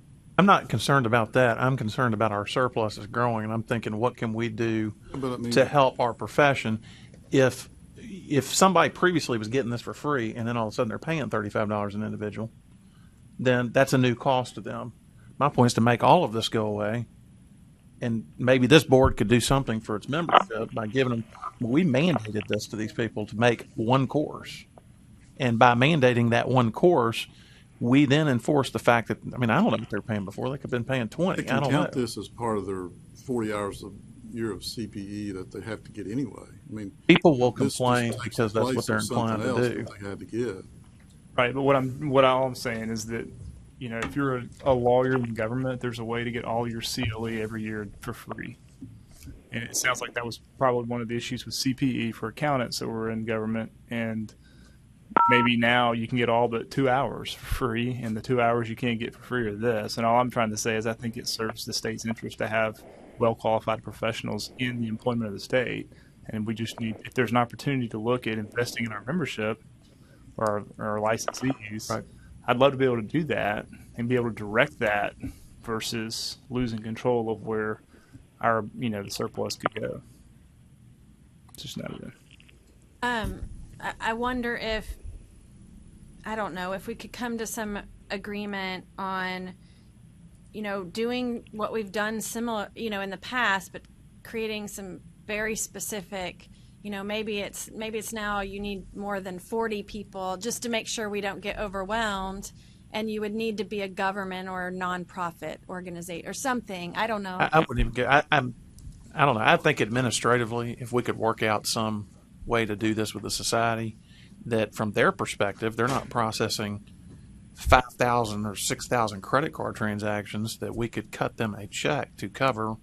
I think I don't know what the answer is, and I'm right. not trying to decide that right now. I'm saying there's a way we can approach this and support our membership, or I shouldn't say our member, our licensees, and this, the Tennessee Society to be in a better position as well. Is all I'm saying. I think that sounds fabulous, and I will certainly check into it. My guess is it's going to lead to a full-on contract, which would require an RFP and all of that, because it would be a contract included, that has money involved. Cindy, in the past, like the Nashville chapter, a lot of times the Tennessee Society will have a lunch and learn, and it will qualify for CPE for state-specific ethics. So is that going to stop, or will that still be basically a free option for the members? It'll be part of your lunch fee. That's up to each chapter. Each chapter structures Okay. that a little bit differently as far as whether there's a fee for the ethics session or not. The society will get paid regardless. Either your chapter will be funding it, Yeah. But or it'll be you will done- be funding it as part of the attendance to that luncheon. But it could be done through my dues. Correct. If the chapter chooses to waive fees Okay. for that session, then certainly. I know at the Appalachian chapter, we'll bring a check, is what they say. So we bring a check to pay for it. Okay, we have kind of digressed here. I think this was on the agenda for tomorrow, and we were talking about travel expenses, but certainly some good comments and questions have come out that way maybe help us deal with this issue tomorrow on the agenda. Again, I don't think we need any kind of approval of this travel expenses report, so if we can, let's move on to the last item under the executive committee, and that's the NASBA request to utilize candidate data. And I'm going to let Wendy, again, you were furnished a letter, which I'm sure you read and I read, but I'm going to let Wendy present this because I think there are maybe some legal issues, or legal had some questions or something about it, Wendy, but let you just kind of tell us what this is all about and Okay. what the concern. NASBA is interested in doing some research on those candidates that attended community college and gather some various information about how that influences their decision to become a CPA, sit for the exam, etc. In order to do that, they would like to use our candidates' email addresses to send them a survey. And although they have all the data, it is technically our data. So if they do anything outside the scope of their contract with us, they have to ask for approval. So that's what this letter is. The email addresses would never be known or in anyone else's hands, but they are asking to use it for a different purpose than what they would have used them for on a regular basis. So this board would need to approve that. This is in essence. So do they have the individuals' emails already? Yeah. It's just this is outside of the scope of the original contract. Correct. So it's not like we're doing anything but saying, okay, now you can send that email. Correct. Right. Your original contract asks for if there's any modifications to that, you get written approval. So this is them asking for your. It's not like they don't have the email addresses already. It's correct. the utilization of how they're using it. Yes. So this is an Yeah. addendum, essentially, to the original contract, asking for your written approval of this different use of the information that they already have. And They're looking to see how they get more people in the profession, presumably. I don't have a problem with it personally. I think it's consistent with the governor's, education initiatives relative to community colleges. So, And legal did review the addendum that NASBA proposed, and we were good with the board signing the addendum and agreeing to what it contains. But we also wanted to suggest to the board that we add like a one-sentence disclaimer to the addendum that makes sure that that the board is granting them this use, but there are also federal acts in place that prohibit certain uses of email addresses. So we wanted to make sure that the board is not agreeing to any improper use that would violate any federal laws that might be applicable to this situation. It would just be like a one-sentence disclaimer. Unfortunately, I don't have the draft language of that for you. Today, our contracts attorney, Stephanie Crenshaw, was not able to add her suggestion in time, but that was the only thing that legal had with the addendum. Otherwise, we think that you guys are good to sign it. We go ahead and get a motion to approve this So moved. to the addition Second it. of language by legal you can counsel. do that. That's so moved. I'll make the motion to approve the contract. I'll second that.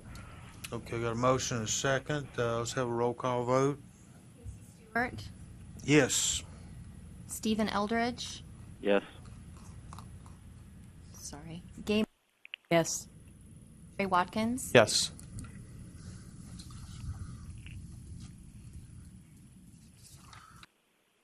I think that concludes our last committee meeting. Is there anything else anybody wants Chairman, to I'd like to today? ask one thing of Sure. the executive director, if I could. Just in light of how we get referrals from the contractors board over to our board for discipline for people who shouldn't be issuing financials, it got me thinking about other areas of state government that accept financial statements. I know, talking specifically someone at the Secretary of State's office, they accept financial statements for charitable solicitations. My question is, and I assume Medicaid, TennCare, whatever, accepts financial statements from provider organization. I don't know that for a fact. I'm just assuming. My question is how do we communicate with departments across the state that may be in a position to receive audited or reviewed financial statements, that they maybe provide the same set of checks that our contractor board friends are doing. It's just a question. Because we seem to find, I mean, there's 3 or 4 of these folks on here, it feels like, every time we have a legal report. And I can only imagine if you went across the spectrum, I wonder how many more we'd find.